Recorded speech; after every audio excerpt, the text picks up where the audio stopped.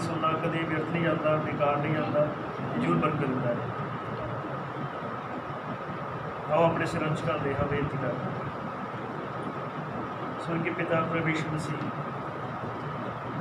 प्यारे खुदावन, तू साडे विचों कल्ला योग है। मैं एक मनुख हाँ प्रभु जो पाप विच पैदा होया और शरीर के पिंजरे की कैद च हाँ खुदावन। प्रभु यीशु मसीह, कई बार जो करना चाहते हाँ वो नहीं कर होंदा प्रभु, जो नहीं करना चाहते साडे तो हो जाता। तेरे सामने बेनती करते हैं, तू सिद्ध खुदा है प्रभु, और अपने सिद्ध आत्मा दे नाल साडी अगवाई कर। प्रभु यीशु मसीह ये संदेश भेद वचन का रखा जाना किसी मकसद नहीं सी, और जिसनों तू इन्हां दिनां च अपने नबी के राहीं खोलिया है, और तो अपना काम किन्ने परफेक्ट तरीके नाल कीता प्रभु। हुण जद साडे हत्थां च संदेश आया और अज असीं सुन रहे हाँ, प्रचार कर रहे हाँ, तो होले दे प्रभु ते नबी ने दस्सिया है कि लिखण वाला, सुनने वाला, पढ़ने वाला सब एको आत्मा च होने चाहिए हाँ। मेरी बेनती है, जिस आत्मा ने इस वचन को लिखवाया और जिस आत्मा ने साड़ी योग्य नबी दे राहीं इहनूं प्रचार करवाया, वही आत्मा इत्थे होवे। पिता साड़ियां मनुखियां समझां दूर कर, तेरा आत्मा उतरे प्रभु, साढ़े अपराध क्षमा कर दे, साढ़े गुनाह माफ़ कर देता, और सानूं अपने लायक बना दे। असीं तेरे अगे झुकदे हाँ, डिगदे हाँ, और ये कहते पिता असीं कमज़ोर हाँ, तू ही साढ़े विच योग खुदा है। और पिता अपनी दया अनुग्रह वाला हाथ साढ़े उत्ते रख दे, अपने प्रकोप तो बचा, अपनी दया की हेठ छुपा खुदा मदद कर। सारे समा तेरे हत्थां दिंदे प्रभु यीशु मसीह नाम च तुम बरकत आओ। बाइबल च खोलते हाँ, पढ़ते हाँ योएल नबी जोड़ा पिछले हफ्ते पढ़िया सीगा, योएल नबी की किताब पहला अध्याय 4 ऐत पढ़ते हाँ। जो टोके तो बचिया उन्होंने सलाह खा गई, जो सलाह तो बचिया उन्होंने टपूसी मार टिड्डी खा गई, जो टपूसी मार टिड्डी तो बचिया उन्होंने हुंजा फेर टिड्डी खा गई। आमीन। एक रुख के बारे गल की गई है, और उस रुख के बारे दस्या गया कि 4 तरह के कीड़िया ने उन्होंने खाधा। पहला सी टोका, जो टोके तो बच्चा उन्होंने सलाह खा गई, जो सलाह तो बच्चा उन्होंने टपूसी मार टिड्डी खा गई, और जो टपूसी मार टिड्डी तो बच्चा उन्होंने हुंजा फेर टिड्डी खा गई। योएल 2:23 है, हे सियोन दे पुत्रो, यहोवा अपने परमेश्वर विच खुशी मनाओ ते आनंद होवो, क्यों जो उन्हें तुहाडे सुख लई पहली बारिश दी, उन्हें तुहाडे लई पहली अते पिछली वर्खा वहराई जिवें पहला हुंदा सी। खलवाड़े अनाज नाल भर जाणगे अते चबच्चे मैं ते तेल नाल उछलणगे। जिन्नियां वरियां दा सलाह ने खाधा, इन्नियां नूं मैं तुहानूं मोड़ देवांगा। टिड्डी, हुंजा फेर अते टोका मेरी वड्डी फौज जिहड़ी मैं तुहाडे उत्ते करनी, तुसीं लैके खाओगे तो रज जाओगे। तुसीं यहोवा अपने परमेश्वर का नाम सलाहोगे, जिसने तुहाडे नाल अचरज बर्ताव किया, अते मेरी प्रजा फिर कदे लज्जावान ना होवेगी। तुसीं जाणोगे कि मैं इसराइल दे विचकार हाँ, अते मैं यहोवा तुहाडा परमेश्वर हाँ, कोई होर नहीं। सो मेरी प्रजा फिर कदे शर्मिंदी ना होवेगी। इहदे मगरों इउं होवेगा कि मैं अपना आत्मा सारे शरीरां उत्ते वहावांगा, अते तुहाडे पुत्र अते तुहाडीआं धीआं अगांह करनगे, तुहाडे बुढ़े सुपने देखणगे अते तुहाडे जवान दर्शन देखणगे। प्रभु तुहानूं बरकत देवे। खुदावंद ने तेरा वचन पढ़िया है, एक बार फिर तेरे के बेनती करते हैं प्रभु यीशु मसीह, एक मनुखों के नाते ही पढ़ सकते हैं और पढ़िया है। पिता अपना आत्मा काल को जो इस वचन में लवे और ये भेद को साढ़े से खोल दे, इन्ना प्रकाश होवे प्यारे खुदावन की सानू महिमा च उठा लवे, सारिया दुनियावी चीज़ों च बाहर कट दे। बहाली की कृपा, बहाली का संदेश, बहाली का भेद अपने लोगों से प्रकट कर यीशु मसीह नाम च आमीन। आमीन। प्रभु तुहानूं बरकत दे। बैठ सकते हो।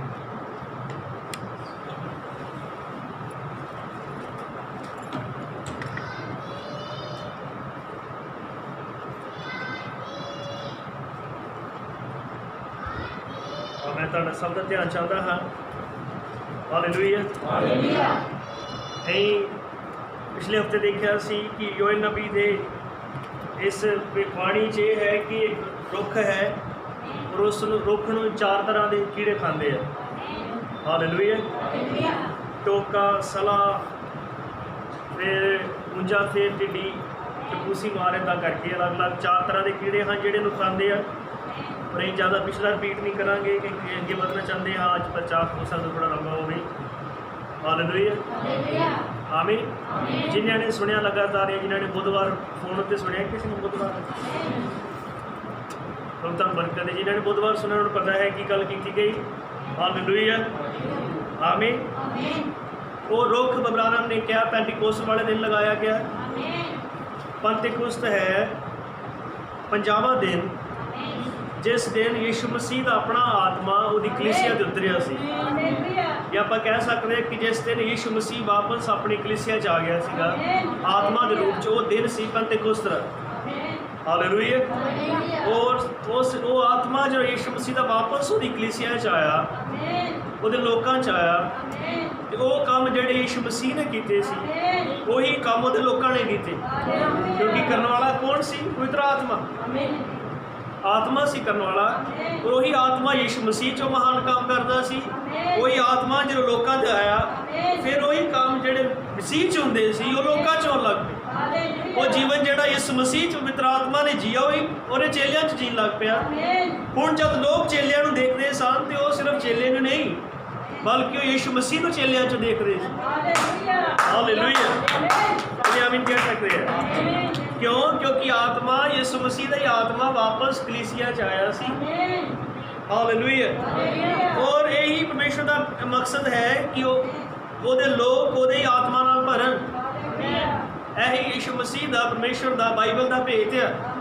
ਇਹੀ ਉਸ ਦਾ ਮਕਸਦ ਕਿ ਉਹਦੇ ਲੋਕ ਉਹਦੇ ਆਤਮਾ ਨਾਲ ਭਰਨ, ਤਾਂ ਕਿ ਉਹ ਉਹੀ ਕੰਮ ਕਰਨ ਜੋ ਮਸੀਹ ਨੇ ਕੀਤੇ ਆ। ਸੁਣਦੇ ਸਮੇਂ ਮੈਂ ਸੋਖੇ ਸ਼ਬਦਾਂ 'ਚ ਬੋਲ ਰਿਹਾ ਕਿ ਸਭ ਨੂੰ ਸਮਝ ਲੱਗੇ। ਉਹਦੇ ਪਰਮੇਸ਼ਰ ਦਾ ਕੰਮ ਕਰਨ ਦਾ ਮਕਸਦ ਇਹ ਹੈ ਕਿ ਉਹ ਆਪਣਾ ਆਪ ਆਪਣੇ ਲੋਕਾਂ 'ਚ ਢੇਲ ਦੇਣਾ ਚਾਹੁੰਦਾ ਸੀ। ਔਰ ਇਹੀ ਉਹਨੇ ਕੀਤਾ। ਔਰ ਇਹ ਪੈਂਤੀਕੋਸਤ ਵਾਲੇ ਦਿਨ ਹੋਇਆ। ਸਾਡੇ ਯੁੱਗ ਦੇ ਨਬੀ ਨੇ ਕਿਹਾ ਸਾਨੂੰ ਵਾਪਸ ਪੈਂਤੀਕੋਸਤ ਚਾਹੀਦਾ ਹੈ, ਜਿੱਥੇ ਕੋਈ ਪੜ੍ਹਾਈ ਲਿਖਾਈ ਦੇ ਆਧਾਰ ਉੱਤੇ ਸੇਵਕਾਈਆਂ ਨਹੀਂ ਸੀ, ਜਿੱਥੇ ਕੋਈ ਜਥੇਬੰਦੀ ਨਹੀਂ ਸੀ, ਕੋਈ ਮਿਸ਼ਨ ਨਹੀਂ, ਜਿੱਥੇ ਕੋਈ ਝੂਠੀ ਸਿੱਖਿਆ ਨਹੀਂ ਸੀ, ਆਪਣੇ ਅਕੀਦੇ ਨਹੀਂ ਸੀ, ਸਿਰਫ ਵਚਨ ਸੀ ਔਰ ਵਚਨ ਮਸੀਹ ਦੇ ਲੋਕਾਂ 'ਚ ਸੀ। ਹਾਲੇਲੂਇਆ। ਹੋਰ ਕੁਝ ਵੀ ਨਹੀਂ ਸੀਗਾ, ਸਿਰਫ ਪ੍ਰਭੂ ਔਰ ਉਹਦੇ ਲੋਕ ਇੱਕ ਮਨ ਔਰ ਖੁਦਾ ਆਜ਼ਾਦੀ ਨਾਲ ਆਪਣੇ ਲੋਕਾਂ 'ਚ ਕੰਮ ਕਰ ਰਿਹਾ ਸੀਗਾ। ਔਰ ਉਹ ਇੱਕ ਇੱਦਾਂ ਦੀ ਬੇਦਾਰੀ ਸੀਗੀ, ਇੱਦਾਂ ਦੇ ਮਸਾਂ ਨਾਲ ਭਰੇ ਹੋਏ ਸਨ ਕਿ ਕੋਈ ਵੀ ਤਾਕਤ ਉਹਨਾਂ ਨੂੰ ਰੋਕ ਨਹੀਂ ਸਕਦੀ। ਉਹ ਜਿੱਥੇ ਕਦਮ ਧਰ ਰਹੇ ਸੀ ਉਹ ਜਗ੍ਹਾ ਹਿੱਲ ਜਾਂਦੀ ਸੀ। ਜਿੱਦਾਂ ਹੀ ਗੀਤ ਗਾਉਂਦੇ ਹੁੰਦੇ ਆ, ਕਿੱਥੇ ਨੇ ਉਹ ਹੰਝੂਆਂ 'ਚ ਭਿੱਜੀਆਂ ਦੁਆਵਾਂ, ਜਿਨ੍ਹਾਂ ਨਾਲ ਕਦੇ ਆਸਮਾਨ ਹਿੱਲ ਜਾਂਦਾ ਸੀ। ਕਿੱਥੇ ਨੇ ਉਹਦੇ ਜਿਹੜੇ ਬੋਲਦੇ ਹੀ ਸੀ ਤਾਂ ਦੁੱਖ ਤੇ ਬਿਮਾਰੀ ਦਾ ਸ਼ੈਤਾਨ ਹਿੱਲ ਜਾਂਦਾ ਸੀ। ਕਿਤੇ ਜਾਣਦੇ ਹੋ ਸੱਚਮੁੱਚ ਉਹਨਾਂ ਦੇ ਨਾਲ ਪਰਮੇਸ਼ਰ ਕੰਮ ਕਰ ਰਿਹਾ ਸੀਗਾ। ਇਹਨੇ ਕਿੱਦਾਂ ਇੱਕ ਜਮਾਂਦਰੂ ਲੰਗਾ, ਬਾਈਬਲ ਦੱਸਦੀ ਉਹਦੀ ਉਮਰ 40 ਸਾਲ ਤੋਂ ਵੱਧ ਸੀ। ਹਾਲੇਲੂਇਆ। ਉਹਦੀ ਉਮਰ 40 ਸਾਲ ਤੋਂ ਵੱਧ ਸੀ।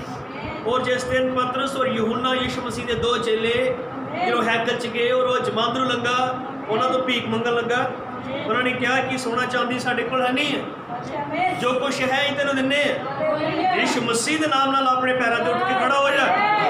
ਔਰ 40 ਸਾਲਾਂ ਤੋਂ ਵੱਧ ਜੋ ਜਨਮ ਤੋਂ ਹੀ ਲੱਗਣਾ ਪੈਦਾ ਹੋਇਆ, ਇੱਕੋ ਹੀ ਵਾਰ ਯਿਸੂ ਮਸੀਹ ਦੇ ਨਾਮ ਆਪਣੇ ਪੈਰਾਂ 'ਤੇ ਖੜਾ ਹੋ ਗਿਆ। ਔਰ ਪਰਮੇਸ਼ਰ ਦਾ ਵਾਅਦਾ ਹੈ, ਮੈਂ ਇੱਥੇ ਕਹਿਣ ਲੱਗਾ, ਪਰਮੇਸ਼ਰ ਦਾ ਵਾਅਦਾ ਹੈ ਕਿ ਉਹ ਉਹੀ ਆਤਮਾ ਨੂੰ ਉਸੇ ਸਾਮਰਥ ਨੂੰ ਆਪਣੀ ਕਲੀਸਿਆ 'ਚ ਦੇਵੇਗਾ, ਤਾਂ ਕਿ ਜੋ ਕੰਮ ਪਤਰਸ ਉਹਨਾਂ ਨੇ ਕੀਤੇ ਉਹੀ ਕੰਮ ਫਿਰ ਤੋਂ ਦੇ ਲੋਕ ਕਰਨਗੇ। ਔਰ ਪਰਮੇਸ਼ਰ ਨੇ ਦਾ ਵਾਅਦਾ ਕੀਤਾ, ਇਹੀ ਬਹਾਲੀ ਹੈ, ਇਹ ਰਿਸਟੋਰੇਸ਼ਨ ਹੈ, ਇਹੀ ਪੈਂਤੇਕੋਸਤ ਵੱਲ ਵਾਪਸ ਮੁੜਨਾ ਹੈ। ਹਾਲੇਲੂਇਆ। ਪ੍ਰਭੂ ਦਾ ਨਾਮ ਮਹਿਮਾ ਵਡਿਆਈ ਮਿਲੇ। ਹਾਲੇਲੂਇਆ। ਆਮੀਨ। ਇਹ ਦੇਖਿਆ ਕਿ ਨਬੀ ਨੇ ਕਿਹਾ ਕਿ ਉਹ ਰੁੱਖ ਪੈਂਤੇਕੋਸਤ ਵਾਲੇ ਦਿਨ ਲਗਾਇਆ ਗਿਆ, ਪਰ ਇਸ ਰੁੱਖ ਨੂੰ ਕੀੜਿਆਂ ਨੇ ਖਾਣਾ ਸ਼ੁਰੂ ਕਰ ਦਿੱਤਾ। ਇਸ ਰੁੱਖ ਨੂੰ ਕੀੜਿਆਂ ਨੇ ਖਾਣਾ ਸ਼ੁਰੂ ਕਰ ਦਿੱਤਾ। ਹਾਲੇਲੂਇਆ। ਉਹ ਜਿਹੜਾ ਪਹਿਲਾ ਕੀੜਾ ਸੀ ਉਹਨੇ ਰੁੱਖ ਦੇ ਫਲ ਖਾਧੇ। और पहला फल है प्रेम। अब्राहम ने फलों की गल की है। इस कलीसिया च वरदान पाए जाते ही, फल पाए जाते ही। और जो ये कीड़ा वड़िया यानी ये आत्मा सीगा ਜਿਹੜਾ ਲੋਕਾਂ 'ਚ ਵੜਿਆ, ਉੱਚ ਪਦਵੀ ਵਾਲੇ ਲੋਕ ਜਦੋਂ ਕਲੀਸਿਆ 'ਚ ਵੜੇ, ਇਹ ਇਹਨਾਂ ਦੇ ਪਿੱਛੇ ਆਤਮਾ ਸੀਗਾ ਇਹੀ ਕੀੜੇ ਵਾਲਾ, ਜਿਹਨੇ ਉਸ ਕਲੀਸਿਆ 'ਚੋਂ ਫਲ ਖਾਣੇ ਸ਼ੁਰੂ ਕਰ ਦਿੱਤੇ। ਜਦੋਂ ਫਲ ਖਾਣੇ ਸ਼ੁਰੂ ਕੀਤੇ, ਕਲੀਸਿਆ 'ਚੋਂ ਭਾਈਚਾਰੇ ਦਾ ਪਿਆਰ ਖਤਮ ਹੋ ਗਿਆ। ਭਾਈਚਾਰੇ ਦਾ ਪਿਆਰ ਖਤਮ ਹੋਇਆ, ਵਿਸ਼ਵਾਸ ਖਾਧਾ ਗਿਆ, ਸ਼ਾਂਤੀ ਖਾਧੀ ਗਈ, ਔਰ ਹਰ ਤਰ੍ਹਾਂ ਦੇ ਆਤਮਾ ਦੇ ਫਲ ਜੋ ਸੀ ਸਭ ਖਤਮ ਹੋ ਗਏ। ये बुधवार ही करते बोलिया है। हालेलुया। फिर उस तो बाद दूसरा कीड़ा आया, उस दूसरे कीड़े ने पत्तियां नूं खाधा। पत्ते किन्नू बयान करते हैं? संगति नूं, संगति दी ठंडक नूं। जो भाईचारे का प्यार टुटिया, कलीसिया च उतरा चढ़ा आया, संगति टुट गई। जो अलग अलग विचार बन गए, उन्हें क्या मैं इतना संगति नहीं करनी, उन्हें क्या मैं इतना संगति नहीं करनी, उन्हें नहीं संगति नहीं करनी। तो जो रुख का एक एक पत्ता अलग अलग जाके दूर दूर लगेगा कि उत्थे छां ठंडक होएगी, वो खाते गए और अखीर सारी ठंडक खत्म होगी। हालेलुया। संगति खत्म हो गई। उस तो बाद तीसरे कीड़े थे और चौथे कीड़े ते ही गल करनी सी। तीजे कीड़े ने की किया, क्योंकि हुण यह रुख है बिना फलों ते बिना पत्तियां दे, क्योंकि फल पहलों खा ले गए, पत्ते भी खा ले गए। हुण जिहड़ा तीसरा कीड़ा सी, देखो ਅਸੀਂ प्रचार कर रहे हैं दुल्हन रूपी रुख की बहाली। मेरा मतलब ये है कि जो कुछ पहलों खा लिया गया वो कीड़िया के द्वारा इस युग च इन्हां दिनां च परमेश्वर ने सब कुछ बहाल किया है। मेरा मतलब कि पहली संगति को भाईचारे का प्यार खा लिया गया, वरदान खा ले गए, फल खा ले गए, तो परमेश्वर अपनी असली कलीसिया च इन्हां चीज़ों को बहाल करेगा। जे पहली कलीसिया च फल खत्म हो गए, खा ले गए, सुनो मेरी गल पूरी खत्म हो दो, जो फल खा ले गए तो उन्होंने फलों बहाल किया गया, इन्होंने दिनों च बहाल किया जा रहा है, किया जाएगा। हर एक उस शख्स च नहीं जोड़ा इस रुख का हिस्सा नहीं है, लेकिन जोड़ा इस रुख का हिस्सा आया वो सब कुछ बहाल होगा जो खा लिया गया। मेरा मतलब जो पहली कलीसिया च फल खा ले गए वो आखिरी कलीसिया च वापस आएंगे, भाईचारा वापस आएगा, विश्वास वापस आएगा, शांति वापस आएगी, वरदान वापस आएंगे, फल वापस आएंगे। हालेलुया। वो संगति वापस आएगी जिहड़ी टुट गई, जिहड़ी पवित्र संगति है, जिहड़ी एक मन एक विश्वास वाली संगति है, वो बहाल होगी। हालेलुया। पवित्र महिमा मिले। आमीन। तीसरा जिहड़ा कीड़ा सीगा, उन्हें की किया, उन्हें उस रुख के छिल्लड़ खाधे। पता रुख के छिल्लड़ होंदे आ। हालेलुया। हुण आओ अब्राहम ने इहदे बारे की कहा, ये रुख है, एक बूटा है, अपने अखां सामने दृश्य लो कि एक रुख लगा जिहड़ा बहुत सोहना रुख ही, और पत्ते सोहने सन, हरे सन, फल लगे दे, पर कीड़े उत्ते चढ़े। पहले ने फ्रूट खा लिया सारा, दूसरे ने पत्ते खा ले, हुण तीसरा छिल्लड़ खान लगा। हालेलुया। अब्राहम ने इस संदेश च कहा, ये जिहड़ा तीसरा कीड़ा है टपूसी मार टिड्डी,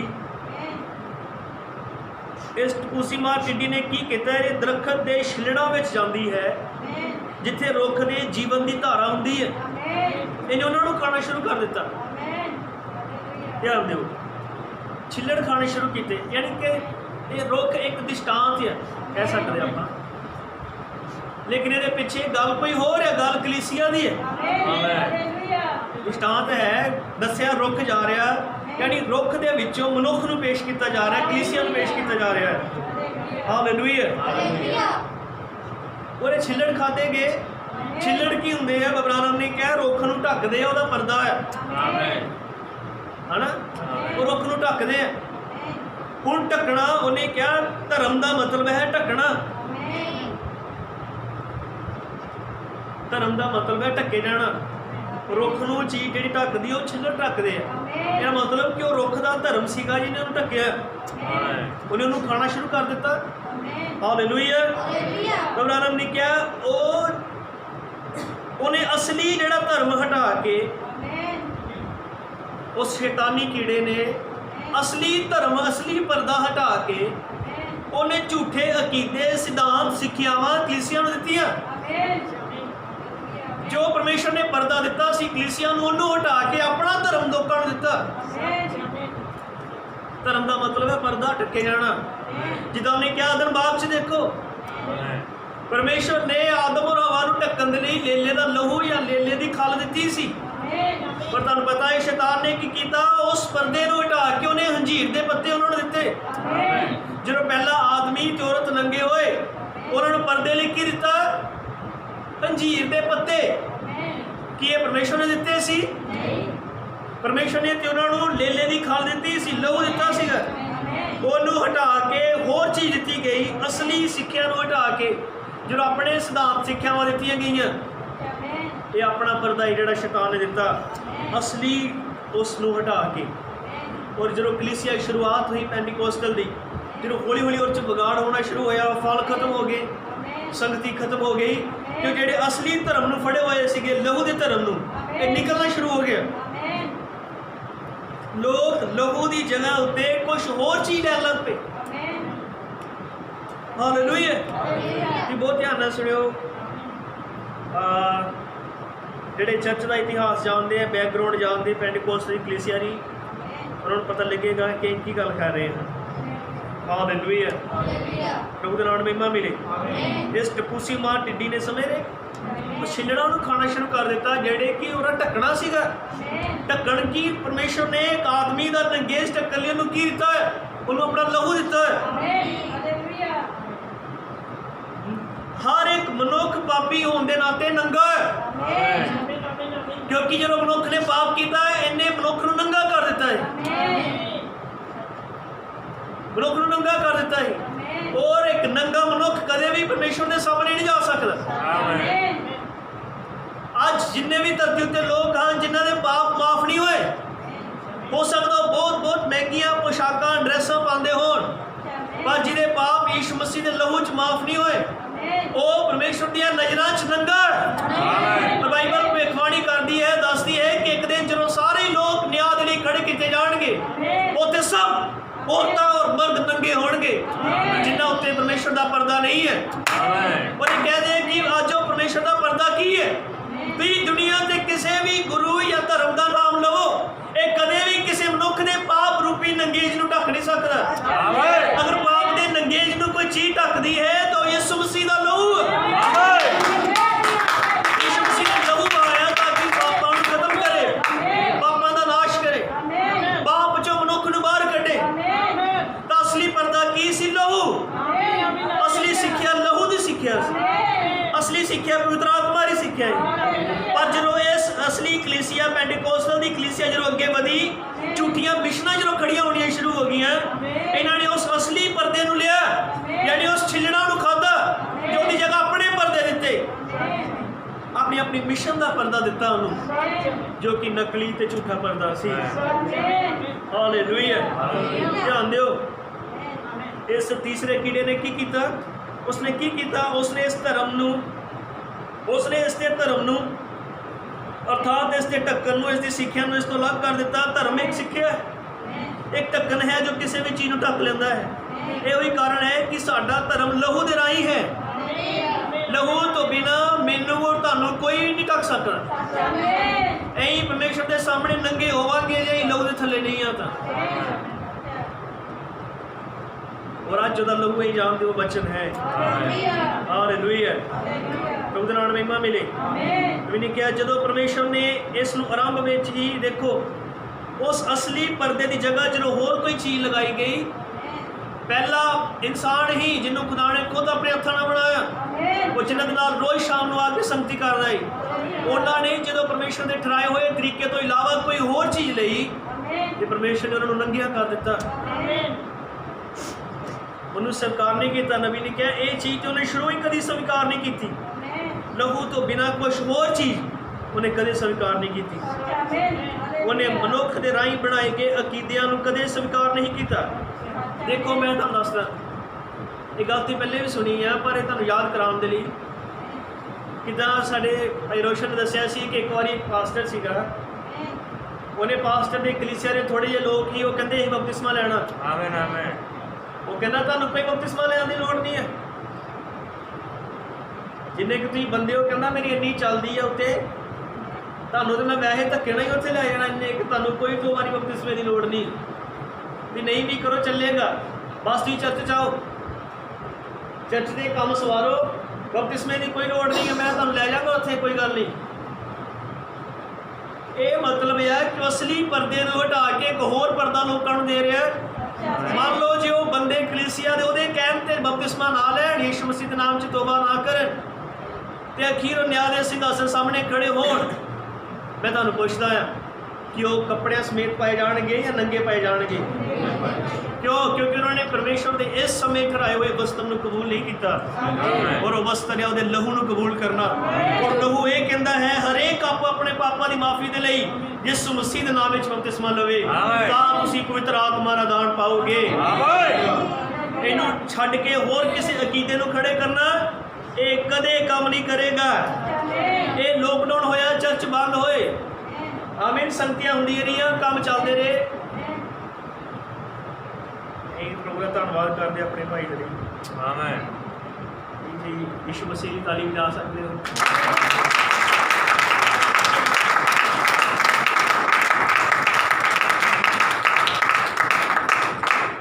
ओ छुड़ाने वाला मुबारक परमेश्वर है। हालेलुया, आमीन। पर्दा प्रभु नाल महिमा मिले, सानू असली पर्दा लेना पैना, और असली पर्दा पवित्र आत्मा है। हालेलुया, यीशु मसीह का नाम है। बपतिस्मा लेना और पवित्र आत्मा पर आना ही पर्दे को ढकदा है, यानी असली पर्दा है। हालेलुया। देखो इस समय इस युग के अंदर लोग असली भगती को छड्ड के होर चीज़ां फड़ रहे हैं जिहड़ियां सौखियां है, जिहड़ियां आसान हैं। वो प्रभु को छड्डना नहीं चाहते, प्रभु को फड़ी रखा है, पर अपने अपने तरीके दे नाल। बचाना की पूरी सोची सुनो, ध्यान नाल सुनो। अहीं प्रभु को प्रभु के तरीके तो इलावा नहीं फड़ सकते। यो जीवन का रुख है जिन्होंने तुहानूं बिल्कुल उस तरीके नाल के हाथ पाना पैना जिद्दां है। लोगों ने अपने अपने तरीके नाल फड़न की कोशिश की, इत्थों तक लोग भगती के प्रति अन्ने होए। बगरानम ने ये क्या जिद्दां उन्होंने हजे तक पतरस होना दे वो दावा करते कि पतरस के एक पैर का कंगाल साडे को पिया होया है, सेफ रखा है, तो उन्होंने चुमते ਉਹਦੀਆਂ खोपड़ियां, वो किल जिहड़े यीशु मसीह नूं लगे, या वो कपड़े उन्होंने संभाल के रखे हुए शीशे च। नबी ने कहा कि ये चीज़ां होने दे नाल सानूं की फायदा होएगा? मैं तुहानूं पुछना है, अज अगर यीशु मसीह का जिहड़ा कपड़ा उन्हें पाया ही वो तुहानूं इत्थे मिल जाए, कि वो पा के भी स्वर्ग च नहीं जा सकदा। आमीन। वो किलों नूं परो के अपने गल च पा लो, नहीं बच सकते। और सलीब जी चुकी उस लकड़ के तुम दरवाजे घर च बना लो, घड़ी बना लो, बटन बना लो, कुछ भी करो, यदा फायदा नहीं होएगा। ये वक्-वक् तरीके है परमेश्वर को लैन दे, पर परमेश्वर ने अपना ही ठहराया हुआ तरीका लेना है। प्रभु ने कहना याद ये यादगिरी दी निशानियां है, इहदे नाल सानूं की लाभ होएगा? आमीन। हालेलुया, हालेलुया, आमीन। प्रभु ने कहा उसने पवित्र आत्मा घल्लिया है जो कि जिंदा है, आमीन, कदे भी नाश नहीं हो सकता। एक केल नाल मेरा की लाभ होएगा? उस असली सलीब नाल जिस उत्ते टंगिया गया सी मेरा की लाभ होएगा? ती को भी वही सलीब मैनूं दे दो जिहड़ी यीशु ने चुकी, इन्ना भी कुछ नहीं हो सकता, क्योंकि उन्हें हुण तुहानूं बचन दे लई अपने किल नहीं दिते, अपनी सलीब नहीं दी, अपने कपड़े, अपनी जुत्ती, ये सब चीज़ां नहीं दित्तियां। उन्हें अपना आत्मा दिता जिहड़ा पेंटिकोस्त वाले दिन उन्हें उडेलिया सी। आज अगर किसी ने जीवन पाना है कि उन्हें यीशु मसीह ने किल, सलीब, कपड़े, जुत्ती नहीं चाहिए, वो कंधा मिल जाए जितना उन्हें सिर वाया ही, इतना कुछ नहीं होएगा। आज अगर जीवन पाया जाता तो वो आत्मा च अगर तू और लिया प्रभु दा नाम महिमा मिले। आमीन, हालेलुया। ओ यीशु मसीह की यादगिरी दी चीज़ां दी मूर्तियां बना के उन्हें पूजते हैं। आमीन। ने क्या कितनी बेवकूफ़ी है, सारा कुछ अंधविश्वास है, ये सारी मनुखा राही बनाए गए अकीदे हैं।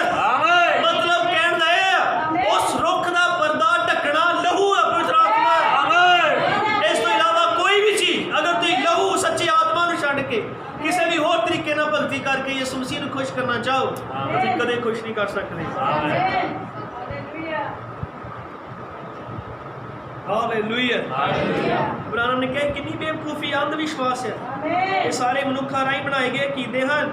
ਪਰਮੇਸ਼ਰ ਨੇ ਪਵਿੱਤਰ ਆਤਮਾ, ਪਰਮੇਸ਼ਰ ਨੇ ਆਪਣਾ ਜੀਵਨ ਇਸ ਲਈ ਘੱਲਿਆ ਹੈ ਕਿ ਉਹ ਤੁਹਾਡੇ ਅੰਦਰ ਰਹੇ, ਨਾ ਕਿ ਕਿਸੇ ਮੂਰਤੀ ਦੇ ਅੰਦਰ ਰਹੇ। ਤੁਸੀਂ ਹੀ ਉਹ ਮਨੁੱਖ ਹੋ ਜਿਸ ਦੇ ਅੰਦਰ ਪਰਮੇਸ਼ਰ ਆਪ ਰਹਿਣਾ ਚਾਹੁੰਦਾ ਹੈ, ਨਾ ਕਿ ਮੂਰਤੀ ਦੇ ਅੰਦਰ, ਪਰ ਤੁਹਾਡੇ ਅੰਦਰ ਰਹਿਣਾ ਚਾਹੁੰਦਾ ਹੈ। ਉਹਨੇ ਕਿਹਾ ਤੁਸੀਂ ਉਹਦੀਆਂ ਮੂਰਤੀਆਂ ਹੋ, ਆਮੀਨ, ਜਿਨ੍ਹਾਂ ਦੇ ਅੰਦਰ ਉਹ ਰਹਿਣਾ ਚਾਹੁੰਦਾ ਹੈ। ਹਾਲੇਲੂਇਆ, ਆਮੀਨ। ਇਸ ਤੀਸਰੇ ਟਿੱਡੇ ਨੇ ਕੀ ਕੀਤਾ? ਛਿੱਲੜ ਖਾਦੇ। ਸਮਝ ਲੱਗ ਰਹੀ? ਪਹਿਲੇ ਨੇ ਕੀ ਖਾਦੇ? ਫਲ। ਦੂਜੇ ਨੇ ਪੱਤੇ, ਤੀਜੇ ਨੇ ਛਿੱਲੜ। ਹਾਲੇਲੂਇਆ। ਛਿੱਲੜ ਵਿੱਚ ਵੜ ਗਈ। ਦੇਖੋ ਕਿ ਇਸਨੇ ਕੀ ਕੀਤਾ। ਉਸਨੇ ਛਿੱਲੜ ਨੂੰ ਨਾਸ਼ ਕਰਨਾ ਸ਼ੁਰੂ ਕਰ ਦਿੱਤਾ। ਇਸਨੇ ਆਤਮਿਕ ਕਲੀਸਿਆ ਦੇ ਲਈ ਇੱਕ ਦੁਨਿਆਵੀ ਕਲੀਸਿਆ ਬਣਾ ਦਿੱਤੀ, ਕਿਉਂਕਿ ਜਦੋਂ ਲੋਕਾਂ ਨੂੰ ਤੁਸੀਂ ਕਲੀਸਿਆ ਚੋਂ ਹਟਾ ਦੋਗੇ ਫਿਰ ਤੁਸੀਂ ਕੁਛ ਹੋਰ ਖੜਾ ਕਰੋਗੇ। ਹਾਲੇਲੂਇਆ। ਉਹਦੇ ਨਾਲ ਮਹਿਮਾ ਮਿਲੇ। ਆਮੀਨ, ਆਮੀਨ, ਆਮੀਨ। तो याद रखो, टोका नामक टिड्डी ने फल खा ले, सला नामक टिड्डी ने पत्ते खा ले, टपूसी मार टिड्डी ने छिल्लड़ ढक्कन नूं धर्म नूं अर्थात सिक्ख्या नूं खा लिया। हालेलुया, आमीन। ਉਹਦੇ ਨਾਲ ਮਹਿਮਾ ਮਿਲੇ। ਪਰਮੇਸ਼ਰ ਨੇ ਕਲੀਸਿਆ ਨੂੰ ਆਪਣੀ ਸਿੱਖਿਆ ਦਿੱਤੀ ਸੀ, ਅਸਲੀ ਕਲੀਸਿਆ, ਪਰ ਸ਼ੈਤਾਨ ਇਹਨਾਂ ਕੀੜਿਆਂ ਦੇ ਰੂਪ ਵਿੱਚ ਅਸਲੀ ਪ੍ਰਚਾਰ ਨੂੰ ਛੱਡ ਕੇ ਉਹਨੇ ਨਕਲੀ ਵਾਰਨੇ ਸ਼ੁਰੂ ਕਰ ਦਿੱਤੇ ਕਿ ਤੁਸੀਂ ਜਾਣਦੇ ਬਾਈਬਲ ਕਹਿੰਦੀ ਇੱਕੋ ਹੀ ਬਪਤਿਸਮਾ, ਇੱਕੋ ਹੀ ਵਿਸ਼ਵਾਸ, ਇੱਕੋ ਹੀ ਪ੍ਰਭੂ ਹੈ। ਬਾਈਬਲ ਕਹਿੰਦੀ ਇੱਕੋ ਹੀ ਬਪਤਿਸਮਾ ਹੈ, ਪਰ ਤੁਸੀਂ ਸੰਸਥਾਵਾਂ ਨੇ ਦੇਖੋ ਕਿੰਨੇ ਆ। ਇਹ ਕੀੜਿਆਂ ਦੀ ਖਾਧੀ ਹੋਈ ਉਹ ਚੀਜ਼ ਹੈ ਜਿਹਨੇ ਅਸਲੀ ਸਿੱਖਿਆ ਨੂੰ ਖਾਧਾ, ਅਸਲੀ ਸਿੱਖਿਆ ਨੂੰ ਖਾ ਲਿਆ। ਬਾਈਬਲ ਨੇ ਬਪਤਿਸਮਾ ਦਿੱਤਾ, ਯੀਸ਼ੂ ਮਸੀਹ ਦਾ ਨਾਮ ਦਿੱਤਾ, ਨਾਮ ਦਾ। ਕੀੜੇ ਨੇ ਦਿੱਤਾ ਪਿਤਾ ਪੁੱਤਰ ਪਵਿੱਤਰ ਆਤਮਾ ਦੇ ਅਹੁਦਿਆਂ ਵਾਲਾ। ਬਾਈਬਲ ਨੇ ਦਿੱਤਾ ਡੁਬਕੀ ਵਾਲਾ, ਔਰ ਇਸ ਕੀੜੇ ਨੇ ਦਿੱਤਾ ਛਿੱਟੇ ਵਾਲਾ। ਇਹ ਜਦੋਂ ਲੋਕਡਾਊਨ ਹੋਇਆ ਤੇ ਰੋਮਨ ਕੈਥੋਲਿਕ ਨੇ ਬਪਤਿਸਮੇ ਦੇਣੇ ਬੰਦ ਨਹੀਂ ਕੀਤੇ, ਬਪਤਿਸਮੇ ਉਹਨਾਂ ਨੇ ਦਿੱਤੇ। ਪਹਿਲੇ ਉਹ ਛਿੱਟੇ ਮਾਰ ਕੇ ਦਿੰਦੇ ਸੀ ਹੱਥ ਫੜ ਕੇ ਬੱਚੇ ਨੂੰ। ਹੁਣ ਉਹਨਾਂ ਨੇ ਕੀ ਕੀਤਾ, ਲੋਕਡਾਊਨ 'ਚ ਬੱਚਾ ਮਾਂ ਦੀ ਹੱਥ 'ਚ ਦੂਰੋਂ ਹੀ ਫੜਾ ਕੇ ਪਿਚਕਾਰੀ 'ਚ ਪਾਣੀ ਭਰ ਕੇ ਇੱਦਾਂ ਹੀ ਉਹਦੇ ਮੱਥੇ 'ਤੇ ਮਾਰੇ ਬਪਤਿਸਮੇ ਦੇ ਨੇ। ਕਿ ਇਹ ਨਹੀਂ ਅਸਲੀ ਛਿੱਲੜ ਨੂੰ ਖਾ ਲਿਆ ਗਿਆ ਤੇ ਆਪਣੇ ਅਕੀਦੇ ਖੜੇ ਕੀਤੇ ਗਏ। ਕੀ ਪਰਮੇਸ਼ਰ ਉਸ ਪਿਚਕਾਰੀਆਂ ਵਾਲੇ ਬਪਤਿਸਮੇ ਨੂੰ ਕਬੂਲ ਕਰੇਗਾ? ਨਹੀਂ। ਉਹਦੇ ਭਾਵੇਂ ਸਾਰਾ ਦਿਹਾੜੀ ਉੱਤੇ ਪਿਚਕਾਰੀਆਂ ਮਾਰਦਾ ਰਹੇ। ਹਾਲੇਲੂਇਆ। ਪਹਿਲੀ ਗੱਲ ਤੇ ਬੱਚੇ ਦਾ ਬਪਤਿਸਮਾ ਹੈ ਹੀ ਨਹੀਂ ਹੈ। ਬਾਈਬਲ ਵਿੱਚ ਲਿਖਿਆ ਜਿਹੜਾ ਵਿਸ਼ਵਾਸ ਕਰੇ ਬਪਤਿਸਮਾ ਲਈ ਉਹ ਬਚਾਇਆ ਜਾਏਗਾ। ਇੱਕ ਬੱਚਾ ਜਿਹਨੂੰ ਆਪਣੀ ਦੁੱਧ ਵਾਲੀ ਬੋਤਲ ਵੀ ਨਹੀਂ ਫੜ ਸਕਦਾ, ਉਹਨੂੰ ਵਿਸ਼ਵਾਸ ਦਾ ਕੀ ਪਤਾ? ਫਿਰ ਤੁਸੀਂ ਸਮਝਦੇ ਹੋ ਕਿ ਕੀੜਾ ਕਿੰਨਾ ਖਤਰਨਾਕ ਹੈ। ਧਾਰਮਿਕ ਵਿਗਾੜ। ਜਿਹੜੇ ਲੋਕ ਆਪਣੇ ਬੱਚੇ ਨੂੰ ਚੁੱਕ ਕੇ ਲਿਆਏ ਬਪਤਿਸਮਾ ਦੇਣ ਲਈ, ਉਹਨਾਂ ਦੇ ਤੇ ਦਿਮਾਗ 'ਚ ਬਹਿ ਗਿਆ ਵੀ ਬੱਚੇ ਦਾ ਬਪਤਿਸਮਾ ਹੋ ਗਿਆ ਸਾਰੀ ਉਮਰ ਵਾਸਤੇ। ਪਰ ਇਹ ਸ਼ੈਤਾਨ ਦਾ ਧੋਖਾ ਆ। ਉਹਨੇ ਕਿਹਾ ਤੁਸੀਂ ਮੂਰਤੀਆਂ ਦੇ ਅੱਗੇ ਮੱਥੇ ਤੇ ਨਹੀਂ ਟੇਕਣੇ, ਪਰ ਤੁਹਾਨੂੰ ਹੁਣ ਪਿਚਕਾਰੀਆਂ 'ਚ ਮੈਂ ਉਹੀ ਕੰਮ ਕਰਾਵਾਂਗਾ ਜਿਹੜਾ ਤੁਸੀਂ ਮੂਰਤੀ ਅੱਗੇ ਕਰਨਾ ਹੈ। ਸਮਝ ਰਹੇ? ਹਾਲੇਲੂਇਆ। ਬਾਈਬਲ ਨੇ ਯੀਸ਼ੂ ਮਸੀਹ ਦੇ ਨਾਮ ਦਾ ਬਪਤਿਸਮਾ ਦਿੱਤਾ, ਸੰਸਥਾਵਾਂ ਨੇ ਝੂਠ ਲਿਆ। ਯੀਸ਼ੂ ਮਸੀਹ ਨੇ ਕਿਹਾ ਸੀ ਤੁਸੀਂ ਸਾਰੇ ਜਗਤ ਵਿੱਚ ਜਾਓ, ਉਹਨਾਂ ਨੂੰ ਪਿਤਾ ਅਤੇ ਪੁੱਤਰ ਅਤੇ ਪਵਿੱਤਰ ਆਤਮਾ ਦੇ ਨਾਮ ਵਿੱਚ ਬਪਤਿਸਮਾ ਦਿਓ। ਤੁਸੀਂ ਸਭ ਇਹਦੇ ਬਾਰੇ ਜਾਣਦੇ ਹੋ, ਪਰ ਸੰਸਥਾਵਾਂ ਦੇ ਪਾਦਰੀ ਕੀ ਕਰਦੇ ਹਨ? ਉਹ ਪਿਤਾ ਪੁੱਤਰ ਤੇ ਪਵਿੱਤਰ ਆਤਮਾ ਦਾ ਨਾਮ ਨਹੀਂ ਲੈਂਦੇ, ਬਲਕਿ ਇਹ ਕਹਿੰਦੇ ਹਨ ਮੈਂ ਤੈਨੂੰ ਪਿਤਾ ਪੁੱਤਰ ਤੇ ਪਵਿੱਤਰ ਆਤਮਾ ਦੇ ਨਾਮ 'ਚ ਬਪਤਿਸਮਾ ਦਿੰਦਾ, ਤੇ ਨਾਮ ਲੈਂਦੇ ਨਹੀਂ ਕਿ ਉਹ ਪਿਤਾ ਪੁੱਤਰ ਤੇ ਪਵਿੱਤਰ ਆਤਮਾ ਦਾ ਨਾਮ ਕੀ ਹੈ। ਅਸਲੀ ਰੁੱਖ 'ਚ ਯੀਸ਼ੂ ਮਸੀਹ ਦੇ ਨਾਮ ਦਾ ਬਪਤਿਸਮਾ ਜਿਹੜਾ ਖਾਧਾ ਗਿਆ, ਜਿਹੜਾ ਵਿਗਾੜਿਆ, ਉਹ ਪਿਤਾ ਪੁੱਤਰ ਪਵਿੱਤਰ ਆਤਮਾ ਵਾਲਾ ਹੈ। ਹਾਲੇਲੂਇਆ। ਇੱਥੋਂ ਤੱਕ ਅਕੀਦੇ ਹਨ, ਇੱਥੋਂ ਤੱਕ ਝੂਠ ਆ ਲੋਕਾਂ 'ਚ। ਉਹ ਕਹਿੰਦੇ ਹਨ ਕਿ ਬਪਤਿਸਮਾ ਨਹੀਂ ਵੀ ਲਿਆ ਜਾਏ ਕੋਈ ਗੱਲ ਨਹੀਂ, ਐਡਾ ਜ਼ਰੂਰੀ ਨਹੀਂ ਹੁੰਦਾ। ਇੱਥੋਂ ਤੱਕ ਪਾਦਰੀ ਹੈ ਇੱਥੇ ਸਾਡੇ ਇਸ ਸਮੇਂ ਹੀ, ਮੈਂ ਉਹਨਾਂ ਨੂੰ ਮਿਲਿਆ, ਜਿਹੜੇ ਕਹਿੰਦੇ ਪਾਣੀ ਦੀ ਸਮੱਸਿਆ ਹੈ ਜਾਂ ਇੱਧਰ ਉੱਧਰ ਰੋਕਦੇ ਆ ਬਪਤਿਸਮੇ ਵਾਸਤੇ। ਉਹ ਬੰਦੇ ਨੂੰ ਬਾਥਰੂਮ 'ਚ ਖੜ ਕੇ ਪਾਣੀ ਦੀ ਬਾਲਟੀ ਉੱਤੇ ਪਾ ਕੇ ਤੇਰਾ ਬਪਤਿਸਮਾ ਹੋ ਗਿਆ।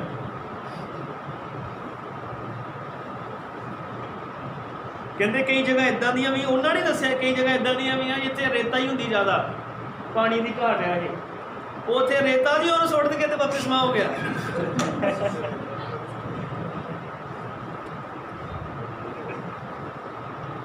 ਇਹ ਵਿਗਾੜ ਸੀ ਜਿਹੜਾ ਹੋਇਆ, ਕੀੜਿਆਂ ਨੇ ਉਸ ਰੁੱਖ ਨੂੰ ਖਾਧਾ। ਕੀ ਸਮਝ ਰਹੇ ਹੋ? ਹਾਲੇਲੂਇਆ। ਇਹਦਾ ਕੀ ਚਰਚਾ 'ਚ ਨਹੀਂ ਹੈ ਸਭ ਕੁਝ ਇਹ? ਇਹੀ ਪ੍ਰਚਾਰ ਕਰਨੇ ਆ ਕਿ ਔਰਤ ਨੂੰ ਸਾਦਗੀ ਰਹਿਣੀ ਪੈਣੀ ਆ, ਹਰ ਇੱਕ ਦੁਨਿਆਵੀ ਹਾਰ ਸ਼ਿੰਗਾਰ ਛੱਡਣਾ ਪੈਣਾ। ਲੇਕਿਨ ਜਿਹੜੇ ਕੀੜਿਆਂ ਨੇ ਖਾਧੇ ਆ ਉਹ ਕਹਿੰਦੇ ਆ ਕਿ ਨਹੀਂ ਨਹੀਂ, ਦਿਲ ਸਾਫ਼ ਹੋਣਾ ਚਾਹੀਦਾ ਆ, ਬਾਕੀ ਬਾਹਰ ਦੀ ਕੋਈ ਗੱਲ ਨਹੀਂ। ਜਦੋਂ ਤੁਸੀਂ ਇੱਦਾਂ ਦੀ ਗੱਲ ਸੁਣੋ, ਇਹ ਕੀੜਿਆਂ ਨੇ ਖਾਧੀ ਹੋਈ ਚੀਜ਼ ਹੈ। ਆਮੀਨ।